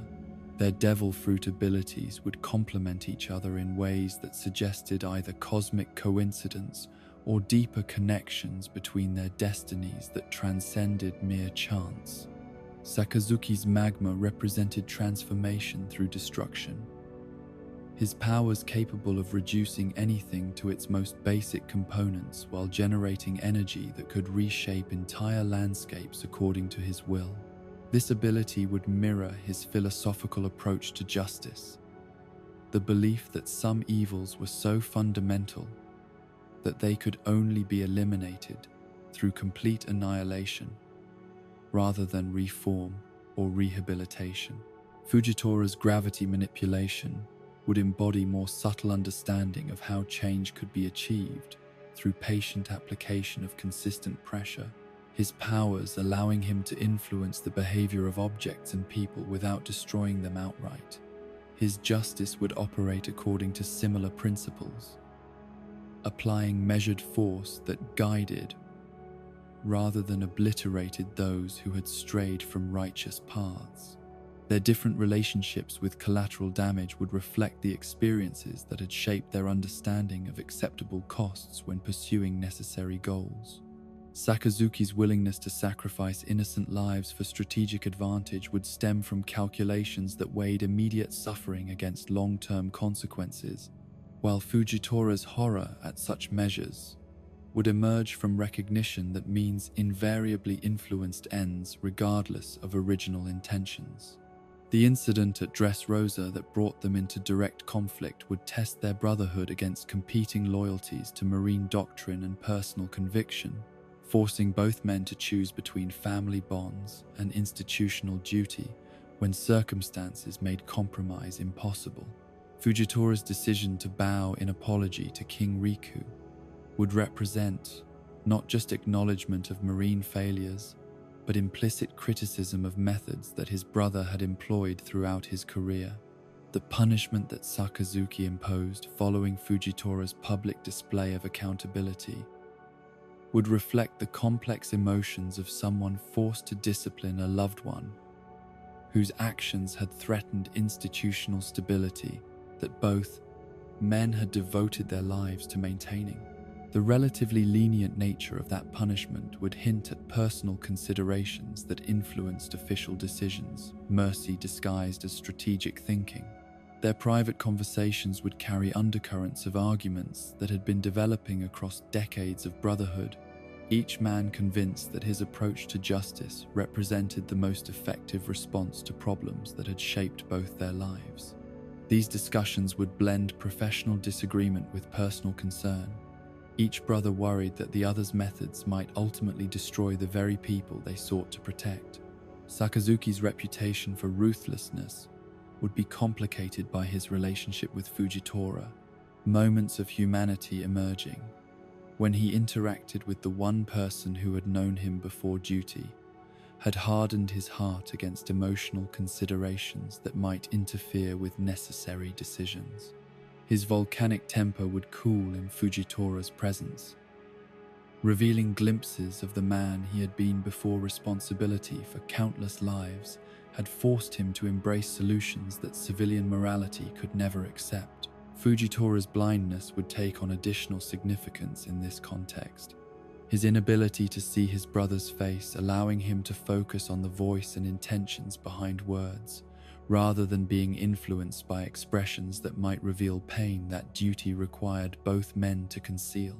Their conversations would operate on levels of understanding that transcended visual communication, brotherhood manifesting through subtle cues that others could not perceive. The burden of command would weigh differently on each brother. Sakazuki's position as Fleet Admiral, requiring him to make decisions that affected the entire Marine organization, while Fujitora's role as Admiral allowed him to focus on individual operations where his principles could be applied without compromising broader strategic objectives. These different responsibilities would create tensions that tested their relationship while reinforcing their mutual dependence. Their shared commitment to protecting innocent people would serve as foundation for brotherhood that survived philosophical disagreements about methods and acceptable costs, each man recognizing that the other's heart remained in the right place, despite choosing paths that sometimes seemed to lead in opposite directions. The justice they both served would be larger than their individual interpretations, encompassing truths that neither could grasp completely alone. In the end, their story would demonstrate that even the strongest bonds could be tested by competing loyalties and conflicting visions of how good people should respond to evil that seemed beyond any individual's power to defeat. Yet, brotherhood, based on shared values, could survive such challenges when both parties remained committed to principles larger than personal preference or comfort. The skull that gazes eternally toward Laughtale from its ancient perch above Jaya's weathered cliffs bears a wound that has puzzled archaeologists and treasure hunters for generations. Its left eye socket, carved away by forces that left the remaining bones smooth as polished marble, yet somehow incomplete, as if the missing piece had been removed with surgical precision by someone who understood exactly what they were taking and why its absence would serve purposes that transcended mere vandalism or natural erosion. The symbolism of damaged left eyes appears throughout the Grand Line, with frequency that defies statistical explanation, marking characters whose destinies seem inextricably linked to the greatest mysteries that define their world's hidden history. Monkey D. Luffy bears his scar beneath that eye, as reminder of childhood promises that shaped his understanding of what it meant to sacrifice for others, while his grandfather Garp carries similar markings that speak to battles fought against enemies whose names have been erased from official records, yet whose influence continues to shape events across the centuries. Dragon's tattoos frame his left eye with geometric patterns that seem to channel the revolutionary fervor that drives his crusade against systems of oppression that have endured for 800 years. The angular designs suggesting connections to knowledge that predates the world government's carefully constructed version of acceptable history. The markings serve not merely as decoration but as declaration of allegiance to forces that oppose the artificial order imposed upon a world that had once known different forms of freedom.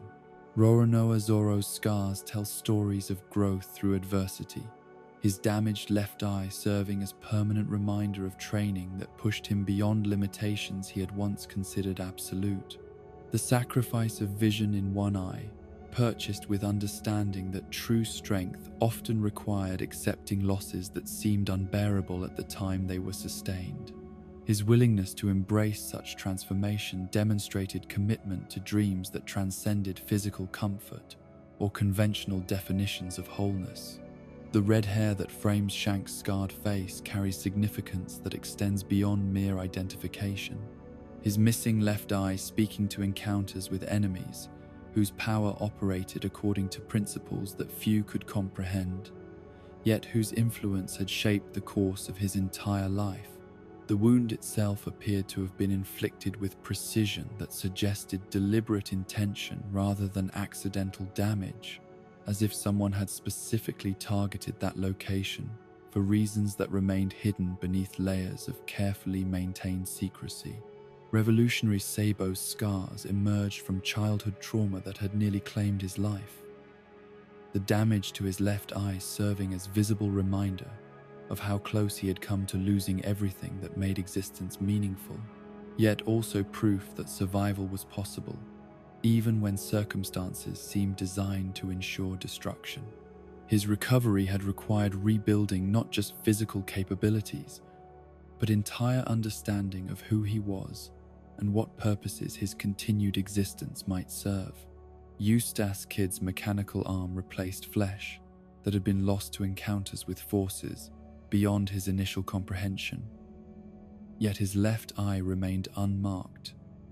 Despite battles that had claimed other pieces of his original form, suggesting that some symbols carried meaning that transcended individual experience to encompass patterns that operated according to logic that no single person could fully grasp without understanding the larger context within which their personal stories unfolded. The manga volumes that chronicled these adventures consistently featured cover art that emphasized closed or damaged left eyes, the publishing decisions reflecting artistic sensibilities that recognized symbolic importance even when the full meaning remained hidden from conscious understanding. Each cover served as visual clue to mysteries that connected individual character development to broader themes that would only become clear when viewed from sufficient temporal and narrative distance. Jaya's missing skull fragment represented more than architectural curiosity or geological anomaly. It embodied physical manifestation of incompleteness that had defined the ancient city's relationship with its own history, the absent piece serving as key to puzzles that had waited centuries for someone with sufficient insight and determination to recognize patterns that others dismissed as coincidence. The perfectly circular hole where the left eye should have been suggested removal by tools that possessed precision beyond anything that natural forces could achieve. The golden bell that had once called across the seas from Shandora's highest tower had fallen silent, not because its voice had weakened, but because the skull that should have focused its sound towards specific destinations no longer possessed the anatomical features necessary for such directed communication. The missing eye socket had disrupted acoustic properties that ancient engineers had calculated with mathematical precision, rendering the bell's song beautiful but unfocused, capable of reaching every direction, but no longer able to guide travelers toward their intended destinations. Cricket's stories of Jaya's past carried hints that the island had once been whole in ways that transcended mere geographical completeness, its people possessing knowledge that had been lost when portions of their homeland were launched skyward by knock-up streams, whose timing seemed far too convenient to represent natural phenomena. The separation had scattered not just physical territory, but understanding that could only be reconstructed when all the pieces were finally reunited. The knock-up stream itself operated according to principles that suggested engineering rather than geology, its precise timing and directional control indicating that someone had designed the phenomenon to serve specific purposes that remained hidden from those who experienced its effects without understanding its true nature. The current that carried portions of Jaya into the sky had been programmed to activate at predetermined intervals, its power source drawing from depths that contemporary science could not adequately explain. Noland and Kalgara's friendship had been built upon shared recognition that their respective cultures possessed incomplete knowledge that could only be made whole through cooperation and mutual respect, their bond serving as model for relationships that transcended artificial divisions, imposed by those who benefited from keeping different peoples separated and ignorant of their common heritage. Their tragedy lay not in failing to maintain their connection, but in being separated by forces beyond either man's ability to control or predict. The Shandorian golden bell that eventually reached the Sky Island carried within its bronze construction more than mere metal. It embodied hopes and dreams that had been refined through generations of craftsmanship that understood how sound could carry meaning across impossible distances when properly focused through structures designed to amplify specific frequencies while filtering out interference that might obscure intended messages. The poneglyphs scattered throughout the world told stories that could only be understood when viewed as pieces of larger narrative, their individual messages incomplete until combined with information that had been deliberately dispersed to prevent any single group from possessing dangerous knowledge in its entirety. The Golden Bell's song had once served as beacon that guided readers to hidden locations where additional pieces of the puzzle waited to be discovered by those who possessed sufficient dedication to complete quests that might require multiple lifetimes to fulfill. Roger's crew had recognized these patterns during their approach to Laugh-Tale, their navigator's instruments detecting magnetic anomalies that suggested the final island's location had been encoded in geographical features that spanned the entire Grand Line, each landmark serving as coordinate in navigation system that operated according to principles that predated conventional cartography by centuries. The skull's missing eye had been one such coordinate, its absence creating gravitational effects that influenced ocean currents in ways that could be measured by those who knew what to look for. The revelation that Laugh-Tale might literally be the missing piece of Jaya's skull would transform understanding of the One Piece from abstract concept to tangible reality. Gol D. Rogers' treasure, existing not as accumulated wealth, but as geographical restoration, that would complete patterns that had been broken by those who sought to hide truth beneath layers of misdirection and artificial complexity. The island that had been separated from its original context would need to be returned to its proper position before the secrets it contained could be fully understood. The laughter that gave Laugh-Tale its name would represent recognition of cosmic joke that had hidden ultimate truth in plain sight for centuries. The missing eye socket, serving as both puzzle piece and keyhole that could only be opened when someone possessed sufficient understanding to recognize that the greatest treasures were often those that completed, rather than accumulated, that brought together, rather than took apart. The reunion of Jaya's scattered pieces would require more than navigation or strength. It would demand understanding of ancient engineering principles that connected geographical features to astronomical phenomena, the precise calculations necessary to reverse processes that had been initiated centuries before by people whose knowledge encompassed sciences that contemporary civilization had forgotten in favor of less comprehensive but more immediately practical approaches to manipulating their environment.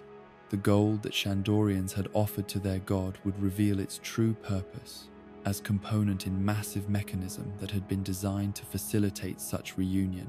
The metal, serving not as mere decoration but as conducting material that could channel forces necessary to overcome gravitational anomalies that kept Laugh Tale separated from its original position.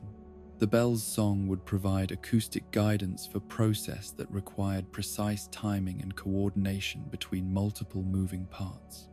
In the end, the left eye symbolism would prove to represent incomplete vision that could only be corrected when missing pieces were restored to their proper positions. The characters who bore such markings, serving as unconscious agents of restoration process that had been building toward completion since the moment that ancient engineers had first initiated, separation that was always intended to be temporary rather than permanent. The threads that weave through every theory we have explored tonight converge like ocean currents meeting at the heart of a vast whirlpool, each individual speculation drawing strength from the others, while contributing to a unified vision of transformation that encompasses not just personal dreams, but the fundamental nature of reality itself. The devil fruit users who find themselves barred from Laugh Tale, the immortal elders who guard secrets spanning centuries, the crimson line that divides the world into artificial fragments. All of these mysteries interconnect in ways that suggest a single, overarching narrative whose conclusion will reshape everything that has come before.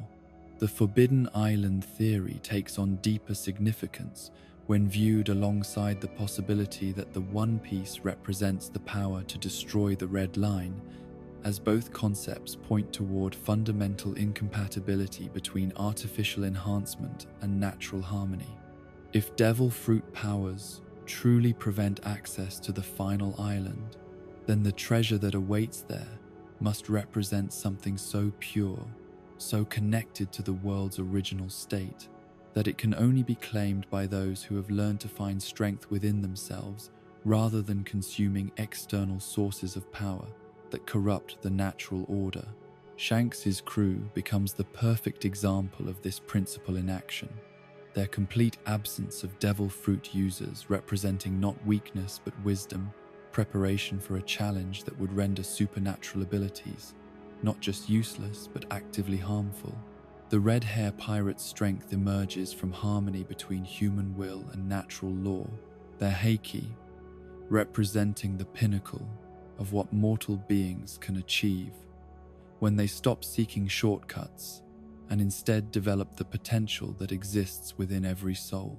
The immortal Gorosei who oversee this carefully maintained system would understand these connections better than anyone, their centuries of existence providing perspective necessary to recognize patterns that shorter-lived beings might dismiss as coincidence. Their apparent agelessness serves purposes beyond personal preservation. It ensures institutional memory that spans the gaps between generations of potential world changes, allowing them to identify and neutralize threats before they can mature into challenges that might upset balances they have spent lifetimes perfecting. Yet their immortality also represents the very artificiality that devil fruit prohibition symbolizes. Life extended through supernatural means, rather than lived according to natural rhythms that give existence meaning through its finite nature.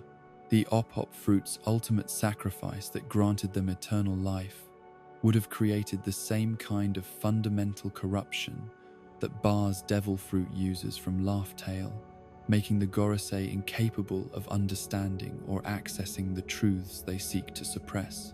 Blackbeard's fractured psyche mirrors the world's own broken state, his multiple personalities reflecting the divisions that have been artificially imposed upon a planet that was once unified under different principles than those that currently govern human civilization. His ability to wield multiple devil fruit powers stems from the same source as his psychological fragmentation, trauma so severe that it shattered normal patterns of identity and consciousness, creating spaces where conflicting forces could coexist without destroying their host. This makes him the perfect antagonist for Luffy, whose rubber powers represent flexibility rather than division, adaptation rather than fragmentation, where Teach's strength comes from accommodating contradictions that would destroy unified consciousness. Luffy's power emerges from maintaining coherent identity while remaining flexible enough to overcome any obstacle through creative application of consistent principles.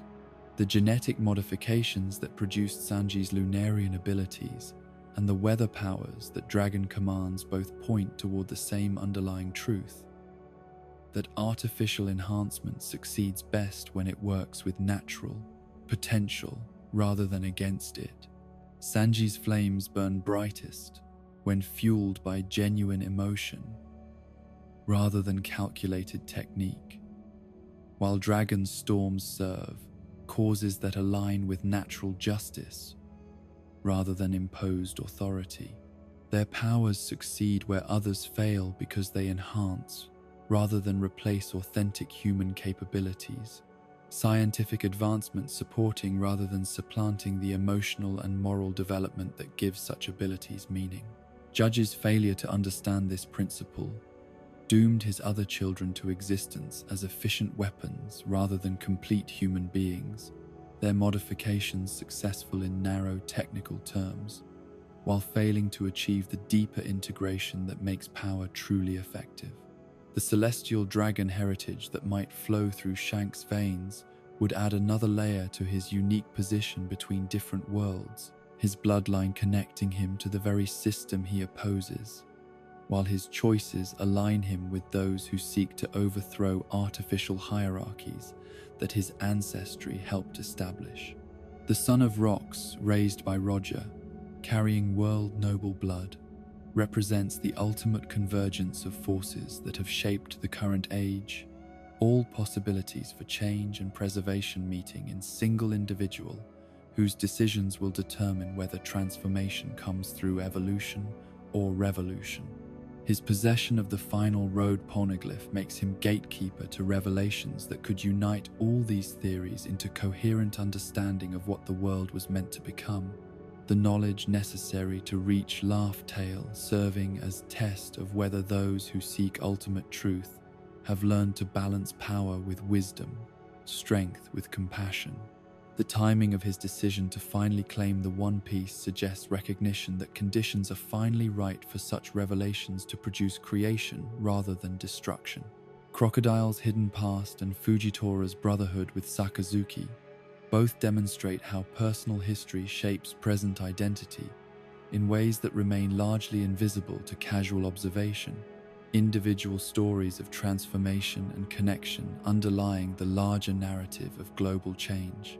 Every character whose journey we have traced carries within their personal development seeds of the broader transformation that approaches, their individual growth serving as microcosm of species-wide evolution that must occur before the world can be remade according to better principles. The left eye symbolism that appears throughout the series serves as visual reminder of incompleteness that characterizes current existence.